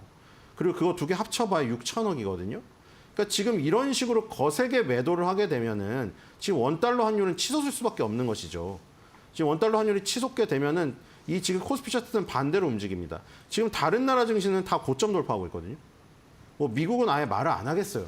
미국은 말해봐야 뭐 55번째니 56번째니 돌파하고 있는 그걸 얘기해봐야 55번인가 56번째 고점 돌파했어요. 이번 연도에만. 그렇기 때문에 얘기할 필요가 없는 것이고 그럼 아시아에서 비교를 하면 일단 니케이는 결국에는 한 지금 8개월가량 수렴한 수렴 구간을 돌파하고 지금 상승 N자에 위로 가려고 하고 있어요. 지금 제 차트가 나오고 있나요? 나오고 있죠. 자, 보세요. 다우가 제일 강하죠, 세계에서. 다우는 이런 식으로 지금 상승 N자, 영문자 N자 다들 아시죠? 알파벳. 알파벳 N자를 그려보세요. 얘는 알파벳 N자의 징검다리가 살짝 위로 꺾이고 있잖아요. 그쵸? 그 다음에 아시아 증시에서 니케이로 와보세요. 얘는 어때요? 알파벳 N자의 이 징검다리 N자가 살짝 눌리고 있죠. 그쵸? 다우가 니케이보다 제일 강하다는 거예요. 근데 코스피는 어때요? N자가 고개 숙인 남자죠. 여기에서 바로 힘의 세기를 알 수 있는 거예요. 뭐 무슨 일본 니케이의 뭐 개별적인 무슨 도요타 자동차가 어쩌고 그 상황 무슨 다우에서 뭐가 새로 편입된 엔비디아가 아무 그거 그 세부적으로 들어가기 이전에 이미 이 지수의 대표 지수의 힘에서 차이가 이렇게 극명하게 드러나는 거죠. 그냥 이거 세 가지 그림 보면 딱 아시겠죠. 다우, 니케이, 코스피 지수 차트만 봐도 딱 알죠. 알파벳 N자인데 우리나라는 N자 징검다리가 녹아내려 버린 거잖아요, 지금. 그러니까 가장 약한 거죠. 이렇게 되면은 N자가 아니라 아예 그림이 산이 돼 버릴 수가 있어요. 산. 밑으로 꺾여가지고 이게 우리나라는 그러니까 저점 테스트를 가고 있는 거예요, 지금. 그렇기 때문에 지금 최악의 지금 상황인 거죠, 우리나라는. 대만 가권 보시겠어요? 대만 가권이 니케이보다 좋죠. 그렇죠? 순서대로 하면 어때요? 그러면 지금 이 네 가지 순서대로 하면 다우, 대만각권, 니케이, 한국 순이에요. 근데 그 코스피 순이 네 번째라서 4위가 아니라 완전히 최악인 경우란 거예요. 지금 다른 나라 증시를 대입을 다른 걸 하면 꼴찌가 돼요. 독일 닥스는 지금 위로 날렸어요. 지금 독일 닥스는. 그렇기 때문에 이런 상황 속에서 완전히 소외가 된 상황에서 결국에 저걸 밑으로 끌어내는 트리거는 뭐냐? 이 원달러 환율 차트인 거죠. 원달러 환율 월봉을 볼까요? 얘는 어떻게 됐어요? 얘는 반대로 지금 상승했잖아요. 그리고 위로 뻗고 있죠. 얘가 만약에 외국인 매도세가 거세져가지고 그러니까 외국인 매도세가 거세진다는 건 얘네가 주식을 팔고 달러를 받아서 외국으로 나갈 거 아니에요. 우리나라에서 달러가 없어지니까 달러 가치가 올라간다는 것이고 저 차트가 치솟는다는 거죠. 1,450원을 얘가 돌파해서 가게 되면 얘는 상승 N자가 완성이 되죠. 그럼 코스피 차트는 어떻게 되겠어요? 하락 N자가 완성이 되는 것이죠. 밑으로.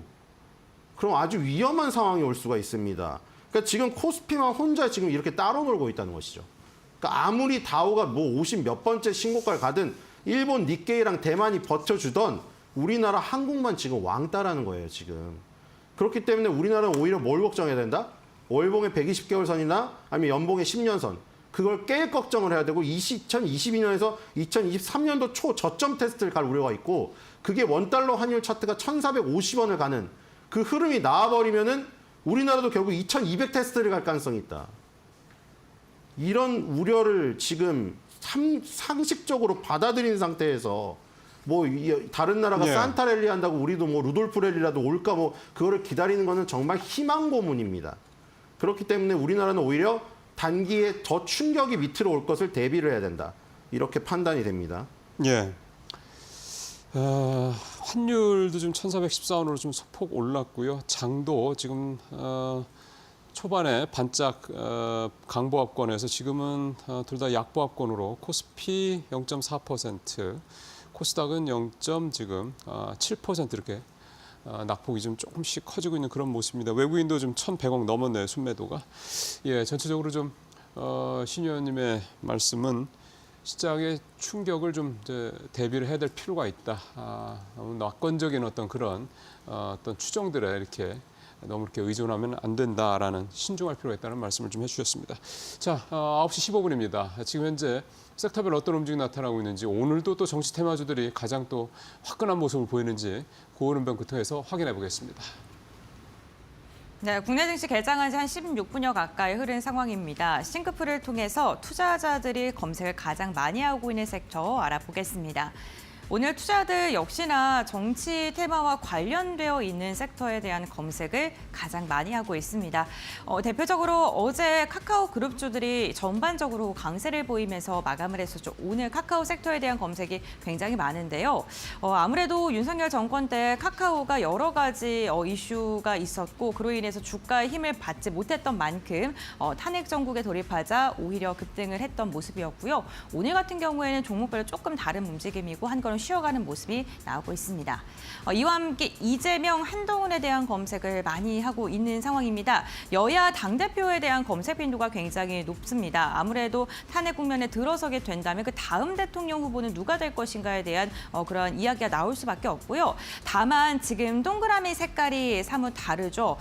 이재명 대표는 전반적으로 테마 관련된 속해 있는 종목군들이 일제의 상한가에 오늘도 들어서는 등 강한 상승 나오고 있는 반면에 어제 강했던 한동훈 대표의 테마에 움직여 있는 종목들 같은 경우 오늘은 좀 변동성이 강하게 나오고 있습니다.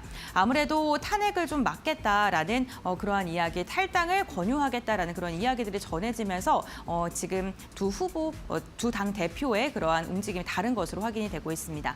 STO 관련해서도 함께 확인해 보시죠. 트럼프 대통령 당선인이 증권거래위원장의 가상화폐 관련되어 있는 애킨스를 지명했다고 합니다. 역시나 가상화폐와 관련해서 전반적으로 긍정적인 시그널을 지속적으로 내비치고 있는 트럼프 정권인데요. 아무래도 새 정권이 들어서게 된다면 가상화폐 관련해서 수혜를 받을 수 있다라는 기대감이 나오고 있는데 오늘 STO도 시장 전반적인 분위기 약세 속에 섹터 자체는 하락하고 있고요. 항공도 검색 많이 하고 있네요. 어제 항공주들 흐름이 좋지 않았습니다. 외국에서 우리나라를 여행을 좀 위험하다라고 판단했다는 소식이 전해지면서 항공 면세 관련된 섹터군들 전반적으로 강한 하락이 나왔었습니다. 나왔었죠. 오늘 같은 경우에도 역시나 섹터 자체는 하락이 지금 나오고 있는 상황입니다. 그렇다면 오늘 수급 상황은 어떨까요? 함께 확인해 보시죠. 강달러 국면이 지속되고 있는 가운데 오늘 외국인의 이탈 지속되고 있습니다. 유가증권 시장 1,000억 원 넘게 매도하고 있고 오늘은 기관도 받쳐주지 못합니다. 420억 원가량의 물량을 토해내고 있는 상황이고요. 코스닥도 함께 확인해 보시죠.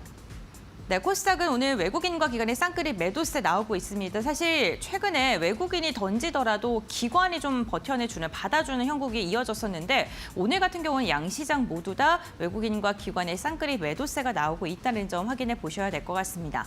업종별 상승률도 함께 살펴보시죠. 네, 오늘 업종별로 좀 혼조세가 펼쳐지고 있습니다. 지금 보험업종과 증권이 깊은 낙폭을 보이고 있고요. 전기전자가 0.7%, 미국 기술주 상승에 대한 영향인 것 같고요. 의약품이 0.54%가량 상승하고 있고 철강 금속이 1.75%가량 오르는데 역시나 오늘도 고려 아연의 영향을 좀 받고 있는 것으로 보입니다. 다음은 코스닥 업종별 등락도 함께 확인해 보시죠. 네, 코스닥은 유가증권 시장보다 상대적으로 하락이 많습니다. 지금 기타 서비스가 1.3%, 운송장비 부분이 1.6% 하락하고 있고 비금속도 1% 이상 빠지고 있습니다. 반도체가 1.3% 상승하고 있고 인터넷과 방송 서비스가 강한 상승이 나오고 있다는 점 체크해 보셔야 될 것 같고요. 역시나 오늘 코스닥 같은 경우에는 정치 테마주 성향이 강한 종목이 많이 들어가 있는 업종을 중심으로 해서 시세가 나오는 것으로 보입니다. 그렇다면 상승률 상위 종목군들 함께 확인해 보시죠. 유가증권 시장입니다. 우선 1위부터 5위 상승률을 보게 됐을 때 유유제약 같은 경우에는 3분기 호실적 흑자 전환에 성공하면서 이에 대한 기대감이 좀 지속적으로 나오고 있고요. 주주 환원에 대한 기대감까지도 거론되고 있는 상황입니다. 1위부터 지금 4위까지는 일제히 정치 테마주들이 두 자릿대 강세를 보이고 있다는 게 특징적이고요. 이재명 당대표와 관련된 종목군들의 시세가 굉장히 강합니다. 다음은 코스닥 상승률 상위 종목도 함께 확인해 보시죠. 네, 1위부터 5위까지 일제히 이재명 테마주로 엮여 있는 종목군들입니다. 어제여서 오늘도 상한가를 달성한 종목군들도 지금 눈에 띄고 있고요. 지금 전반적으로 아직까지 오늘은 어제의 여진이 이어지면서 지금 종목군들 자체가 테마성 움직임이 굉장히 강하다는 점 함께 확인을 해 보셔야 될 것 같습니다. 이렇게 개장 상황 특징주들까지 살펴봤는데요. 전문가는 어떠한 종목을 눈여겨보고 있을까요? 지금부터 알아보시죠. 네, 곰베르커 말씀 잘 들었고요.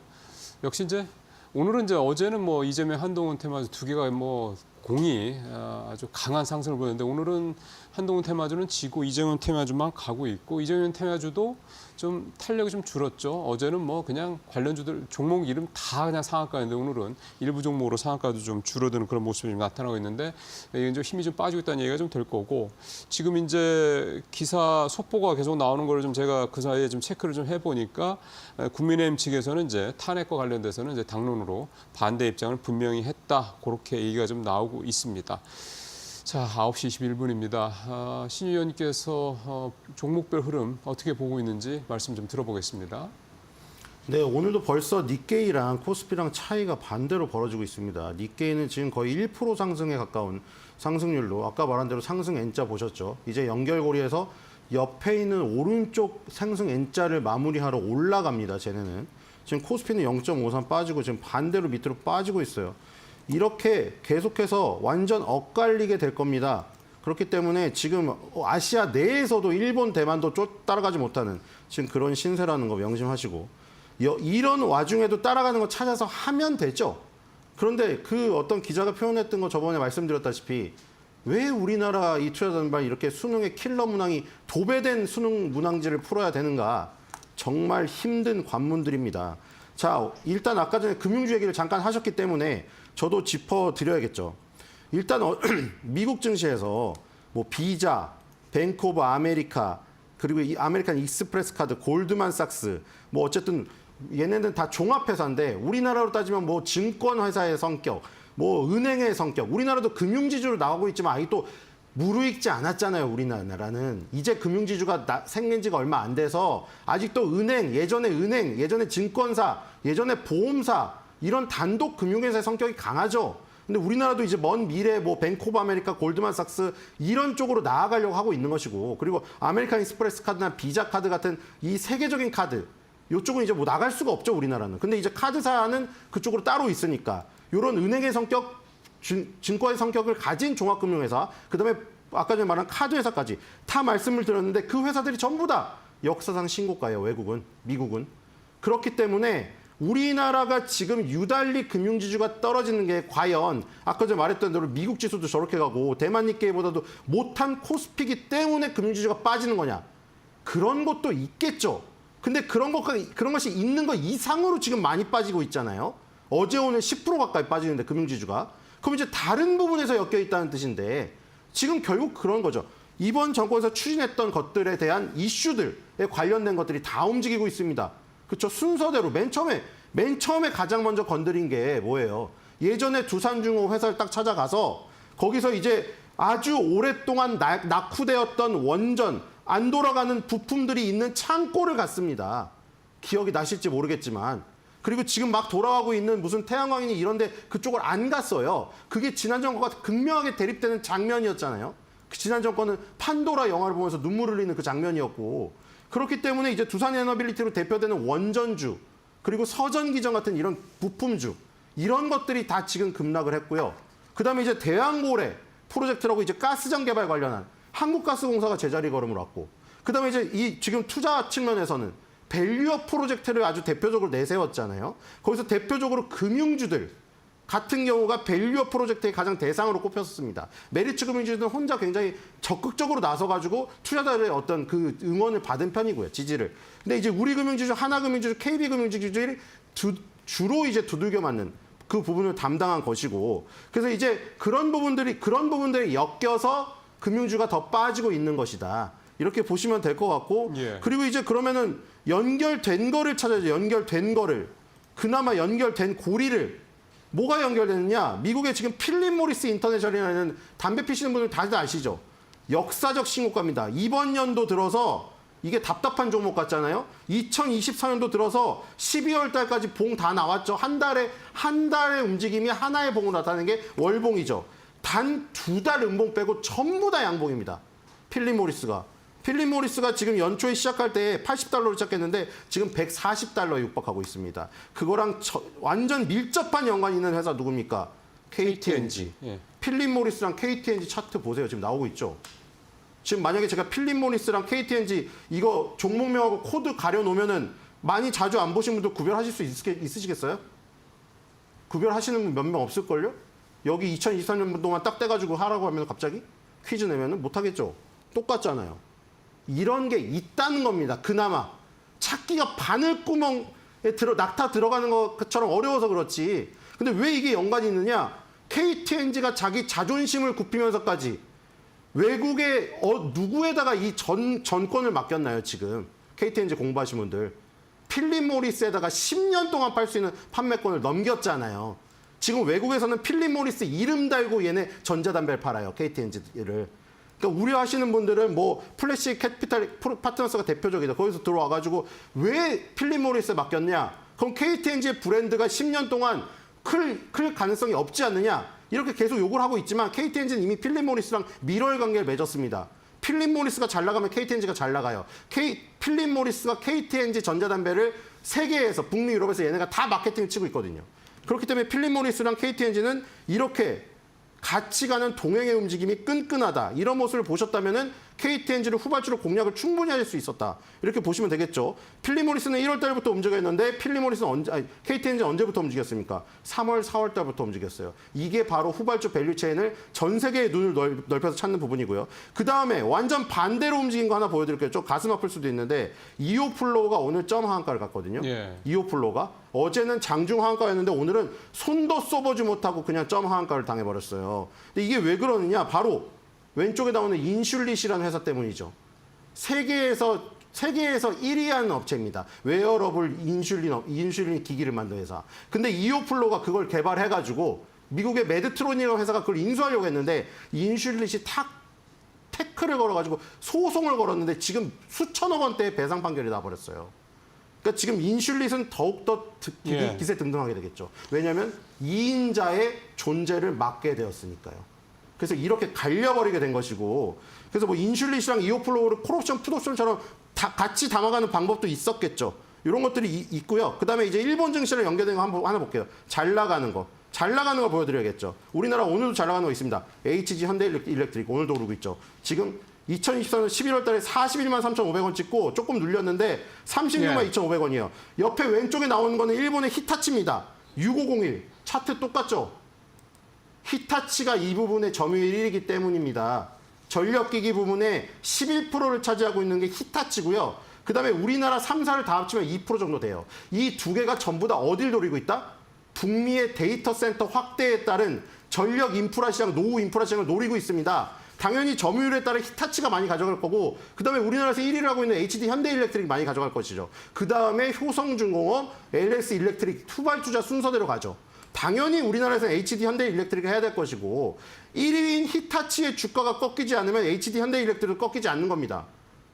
그러니까 아까 전에 필립 모리스와 KTNG, 히타치와 HD 현대일렉트릭 이렇게 우리는 지구본을 돌려보는 투자할 수가 있는 거죠. 직접 일본을 가서 미국을 가서 일본 주식자, 미국 주식자 안 하더라도 지구본을 돌려보듯이 네. 집에서 지구본을 돌려보는 투자할 수 있잖아요. 네. 그래서 필립 모리스와 히타치를 대장주로 보고 우리나라의 KTNG와 HD 현대일렉트릭을 가져가는 방법. 이런 중요한 팁을 알려드렸습니다. 예. 네, 알겠습니다. 미국과 일본에서 좀 주도를 하고 있는 종목과 연관되어 있는 종목군들을 잘 찾아보자라고 이야기해 주셨는데 그렇다면 오늘 장기 포인트 어떻게 정리해 볼 수 있을까요? 네, 주식시장 추가 충격에 대비해서 절대 무리한 매수 금지입니다. 제가 말씀드렸다시피 마무리를 잘해야 됩니다. 미국 증시도 마찬가지예요. 돈을 잘 버는 게 아니라 이제 뭐를 중요하겠어요? 세금 아끼는 법. 무조건 여러분들 양도소득세 250만 원에 맞춰서 판 다음에 재매수하는 작업 아무리 뭐 몇 억을 벌었다고 그걸 하셔야 됩니다. 10년 지나면 그게 몇 천만 원어치가 되기 때문에 세금 절약이. 그렇죠? 아니면 자녀 증여도 생각해 보시고요. 우리나라는 뭐 이제 원금을 잃게 생겼기 때문에 그건 안 되는데 잃어버린 원금이라도 마이너스해서 그래서 스탑을 시켜야죠. 아까 대선 테마주 얘기했지만 제가 전혀 얘기 안 하는 거는 전혀 엉뚱하게 얽힌 것들이 많고 그런 것들에 재미 들이기 시작하면은 한도 끝도 없이 거기로 저기 완전 도박의 길로 들어서게 돼요. 그냥 술안주거리로만 생각하시고 네. 절대 접근하지 마십시오. 네, 알겠습니다. 오늘 좀 전반적으로 보수적인 지금 이야기를 해주셨습니다. 오늘 말씀 여기까지 듣겠습니다. 고맙습니다.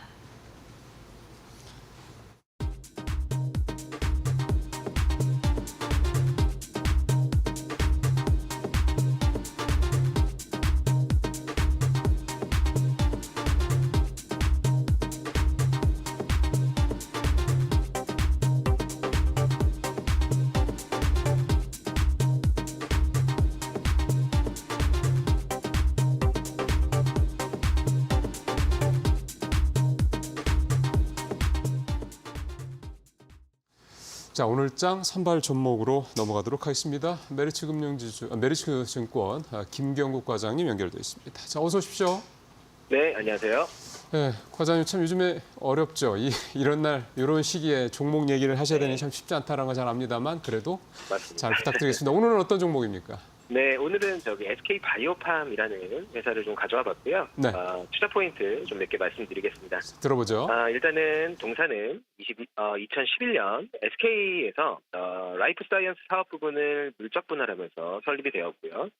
중추신경계 분야 중에 그 뇌전증이라는 병이 있습니다. 분야를 타깃으로 하는 혁신 신약 개발에 총력을 좀 기울였었고요. 2019년도에 드디어 미국 FDA의 승인을 받아내면서 뇌전증을 타깃으로 하는 글로벌 신약인 엑스코프리로 대표되는 신약 개발사입니다. 그리고 현재는 이 엑스코프리를 가지고 미국 내 직판을 진행 중에 있습니다. 현재 엑스코프리의 미국 9월 처방 건수를 좀 보면 약 3.1만 건으로 경쟁약물의 출시 53개월 차 평균의 2.2배 수준을 기록하고 있거든요. 그래서 가파른 성장세를 좀 보여주고 있는 것을 확인했고요. 애널리스트들이 추산하는 24년 엑스코프리의 매출액은 3.2억 달러로 미국 내 점유율을 꾸준하게 높여가고 있는 상황인데 엑스코프리 단일 품목으로 고정비 약 4천억 원을 커버할 수 있는 상황에 진입했다는 건 이제 본격적으로 성장의 궤도에 올랐다고 이야기할 수도 있을 것 같고요. 현재 시장에서는 뇌전증 신약인 엑스코프리에 대한 과도한 집중을 성장의 한계로 보는 뷰도 존재하긴 합니다. 하지만 향후 발생할 세컨 프로덕트 도입을 통해 외형 성장과 선제적인 R&D 투자를 좀 감안한다면 현재 밸류에이션은 매력적인 구간이라 이렇게 생각하고 있고요. 23년 SK 라이프 사이언스 랩 인수, 그리고 24년 풀라이프 테크놀로지의 NTSR-1 타깃 방사선 치료제 후보물질인 FL091 라이센스 계약은 이를 좀 대표하는 사례라고 판단하고 있습니다.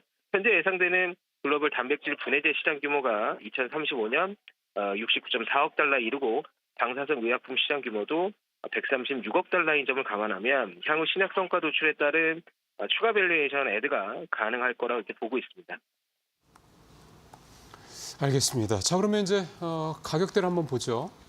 네, 일단은 SK바이오팜 금리 인상과 함께 굉장히 좀 안 좋은 흐름을 보여줬습니다. 금리 상승과 함께. 그래서 미국 국채 금리 최근에 좀 하락하는 모습을 보여주고 있고 지금 충분히 가격과 기간 조정을 받은 것으로 보고 있기 때문에 매수가는 현재가 그리고 목표가는 13만 원, 손절 라인은 8만 5천 원 잡아드리도록 하겠습니다.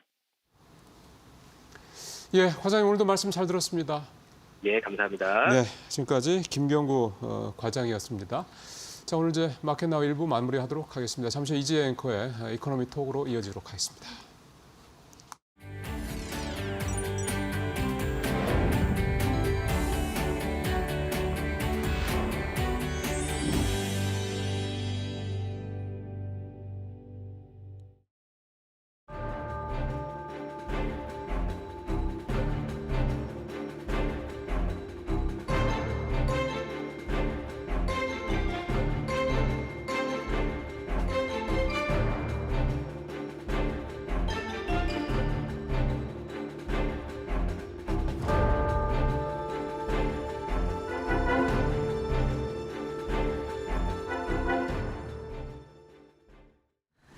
네, 이코노미톡 시작을 하겠습니다. 윤석열 대통령의 탄핵 소추안이 국회 본회의에 보고가 됐습니다. 이르면 내일이죠. 빠르면 내일 표결이 시작될 예정이고요.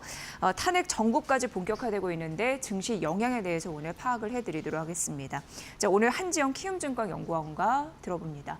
연구원님 어서 오십시오. 네, 안녕하십니까. 네, 굉장히 어려운 상황에 나와서 네. 전략을 말씀해 주셔야 되는데 나올 때마다 항상 어려운 상황 같네요. 네, 아주 적게 나와주셨습니다. 네. 오늘도 잘 부탁드리고요. 네. 지금 국장에서는 사실 이제 미국도 신경 써야 되는데 정치적인 혼란 때문에 국내를 조금 더 집중할 수밖에 없는 상황이 된 것 같습니다. 그런데 한국 관련 자산들의 가격이 지금 안정화되고 있는 건지 의문이 좀 듭니다. 연구원님께서 어떻게 분석하고 계십니까? 네, 그 최근의 분위기를 보면은 이 정도면은 안정화된다라고 볼 수가 있어요. 오늘도 지금 장 초반부터 변동성 자체는 높은데 그래도 아래로 내려가려는 주가 하방 압력들은 저는 크지 않는 상태다. 예. 이렇게 좀 보고 있고 이 시간을 통해서 말씀을 드리겠지만 당분간은 변동성 자체, 지수의 진폭은 있겠지만 이번에 이 전국 혼란 초유의 그 정치 불확실성 사태가 증시 방향성에 저는 유의미한 영향을 주지는 않을 거다. 일단 이렇게 이야기하고 시작을 하겠습니다. 네. 지금 한국의 정치 불확실성이 시장에 주는 영향을 판단을 해야 되는데 네. 비상계엄 선포령은 1980년도 이후에는 없던 데이터라 네, 그렇죠. 어떻게 생각을 해야 될지는 모르겠습니다. 연구원님은요? 예, 그 마찬가지고 만약에 예. 그게 현실화되고 지금도 계엄령이 발표된 기간이었으면은 네. 저도 전망들을 많이 바꿨을 것 같아요. 그래도 다행인 거는 이제 해제돼서. 조기에 예. 해제가 됐고 또 더 나아가서 달러원 환율도 그 1,440원대까지 갔다가 현재 1,410원대로 어느 정도 급등세가 진정이 됐다라는 거. 저는 더 중요하게 보고 있는 게 이 사태가 터지자마자 몇 시간도 안 돼서 당국이 금융시장 안정 조치를 총력을 쏟고 있다는 거. 이것들을 긍정적으로 보시면 좋지 않나 이렇게 좀 말씀을 드릴게요. 네. 지가 해지는 됐지만 이제 탄핵 전국까지 우리가 네. 생각을 해봐야 되는 거라서 여러 가지 대외 신뢰도가 이미지 손상 이런 부분까지 이제 생각이 되는 거거든요. 환율의 움직임을 보면은 오늘도 1,410원까지 다시금 올라와 있는 흐름으로 1,450원 환율 밴드 상단까지 네. 약간 좀 우려스러운 부분은 있습니다만 네. 환율의 방향성을 어떻게 보시는지 궁금합니다. 일단은 예. 그 정치적인 사안을 제외하고 그 고환율에 저희가 익숙해져야 되지 않을까. 이제는요. 네. 예. 이제는 예. 제가 1,350원에서 1,450원 이 정도 레벨이 그냥 우리가 고환율 그렇다고 해서 막 야 나라가 망한다 이거 통화사 왜 안 하냐 이 정도 불리는 환율은 아니 레벨은 아니지만 예. 그래도 전반적으로 그 환율의 레벨은 높아진다. 저희가 여기에 좀 익숙해져야 될 것 같아요.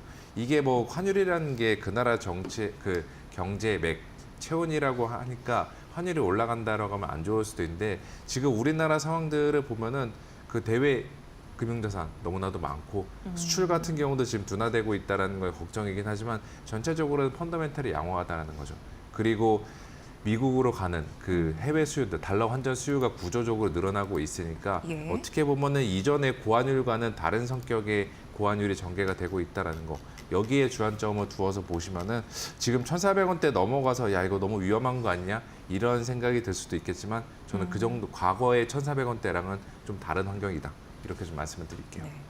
그래서 보면은 이제 글로벌 신용평가사 S&P 같은 경우에도 뭐 한국 신용 등급 뭐 하향 이런 부분 네. 우려가 있었지만 큰 문제는 없을 것 같다 이렇게 제한적일 것이다 이렇게 네. 또 분석을 내놨더라고요. 네. 예, 그런 흐름으로 뭐 일단은 보고는 있는데 사실 약간 신경 쓰는 그쵸. 거는 예 있습니다. 외국인 투자자 네. 예, 매도세가 좀 지속이 되고 있는 상황인데요. 특히나 14주 연속 코스피 순매도고 규모를 따져봤을 때 한 19조 원 정도 네. 예, 나타나고 있는데 이렇게 외국인들이 한국 시장을 회피하는 현상이 지속될까 우려스럽습니다. 예, 외국인 그동안에 공격적으로 팔았다가 화요일 날 한 5,500원 순매수하면서 이제는 좀 들어오나 싶었는데 이제 또 돌발 사태가 발생함에 따라 그들이 순매도로 전환을 한 게 현재까지의 상황이고요. 오늘도 팔거든요. 네, 앞으로가 이제 뭐 어떻게 될지를 한번 전망을 해보자면은 저는 뭐 외국인들의 순매도 강도 시간이 지날수록 완화될 거다 이렇게 좀 말씀을 드릴게요. 이미 거의 3개월간에 4개월간에 걸쳐가지고 매도를 했던 규모를 보면은 역대 2위급, 3위급 이 사이로 왔다 갔다 하고 있고 외국인들이 코스피를 들고 있는 지분율도 급감을 해서 과거 뭐 10년 평균이나 올해 연초 이후 평균치를 크게 하야는 31%대 극초반으로 내려온 상태입니다.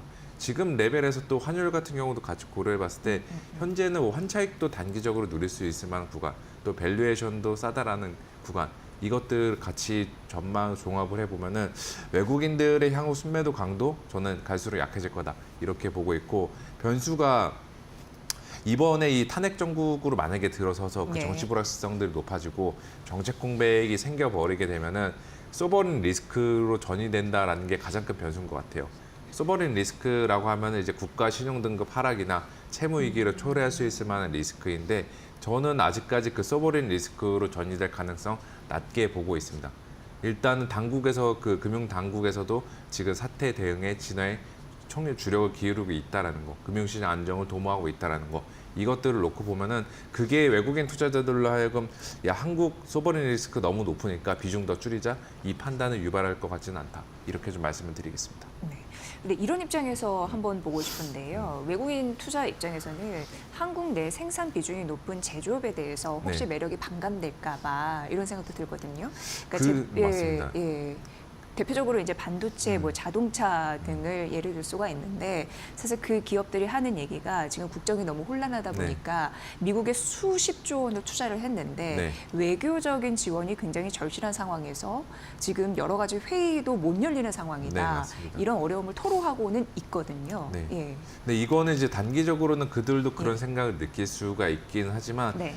이 탄핵 정국이 만약에 벌어지는 과정에서 정책 공백은 오래 가진 않을 것 같아요. 이미 대행 업무도 수행할 수 있는 라인들 구조가 짜여 있는 상태이고요. 예. 그리고 기업들 단에서도 이미 트럼프가 당선되고 나서 나름의 자구책들 대응 방안들을 마련하고 있다라는 거.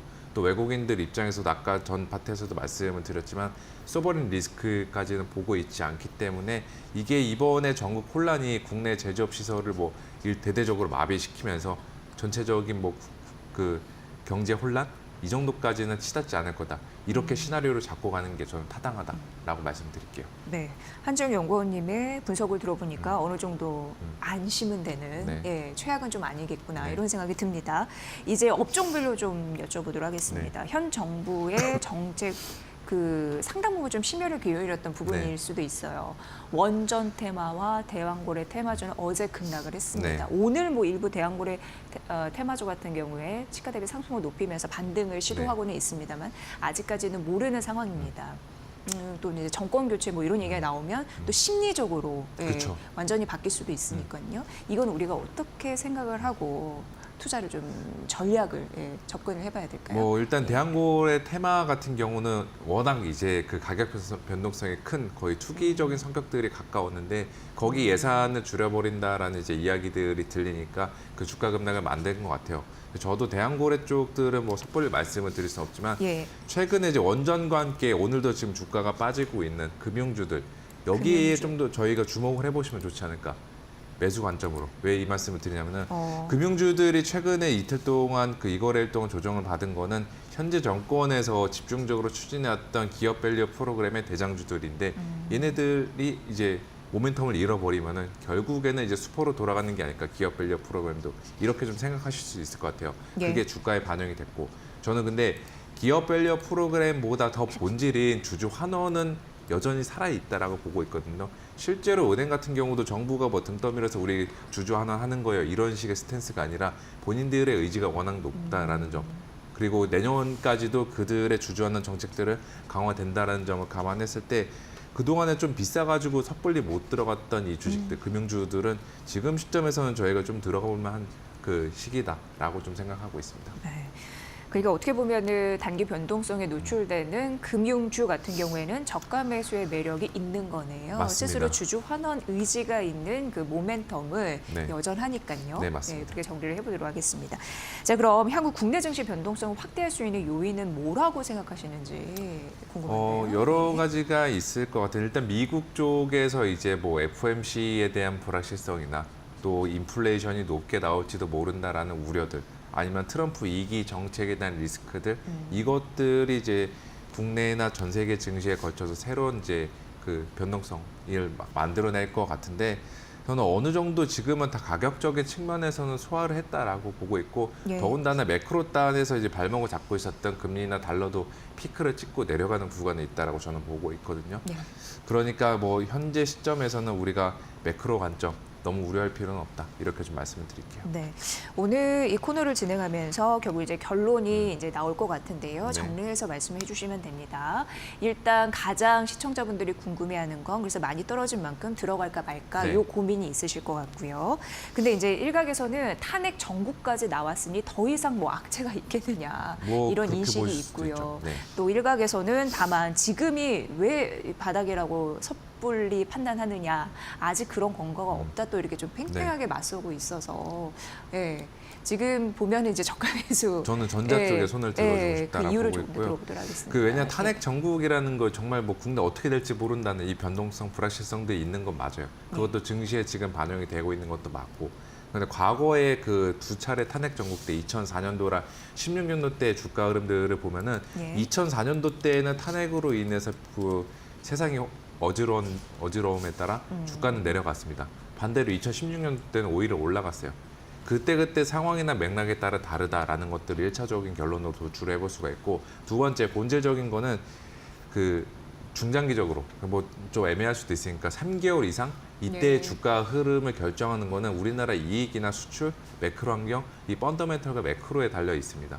2004년도 때 시장이 그렇게 빠졌던 거는 우리나라 수출이랑 이익이 미국의 단기 경기 둔화, 또 테러 리스크 이걸로 인해서 부진했던 시기였기 때문에 주가가 그만큼 빠졌던 거고, 네. 2016년도 때 그 탄핵 정국 당시 때 시장이 올랐던 거는 2017년도 당시, 이때는 다들 아시다시피 반도체 슈퍼사이클 이야기가 나올 정도로 IT 업황이 호조세를 보였다라는 거, 그런 차이점들이 있습니다. 그래서 저는 이 정치적인 상황을 증시에 대입할 때 너무 오랜 기간 동안의 기간을 잡고 대입하지는 말자.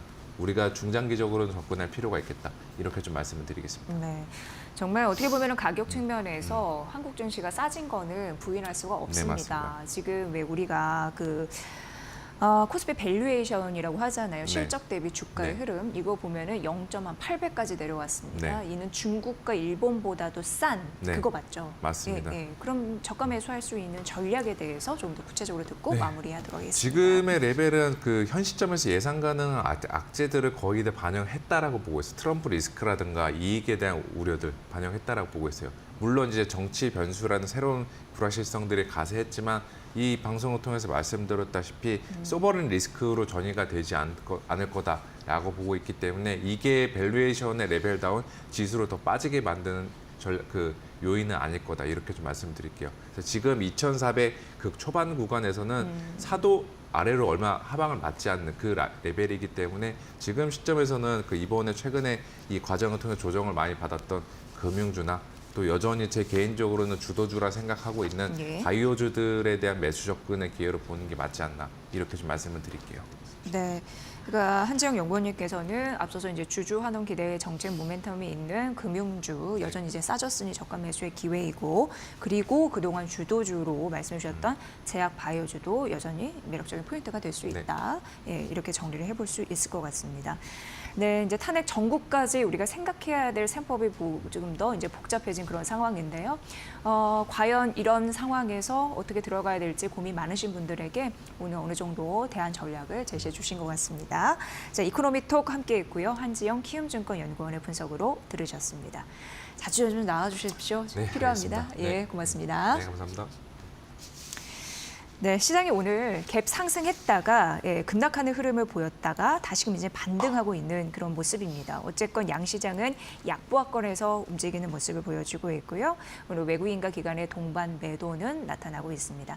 저희가 잠시 후에 마켓나우 2부에서 오전장 전략을 좀 더 구체적으로 말씀드릴 테니까 채널 고정해 주시고 기다려 주시면 좋을 것 같습니다. 저는 잠시 후에 뵙겠습니다.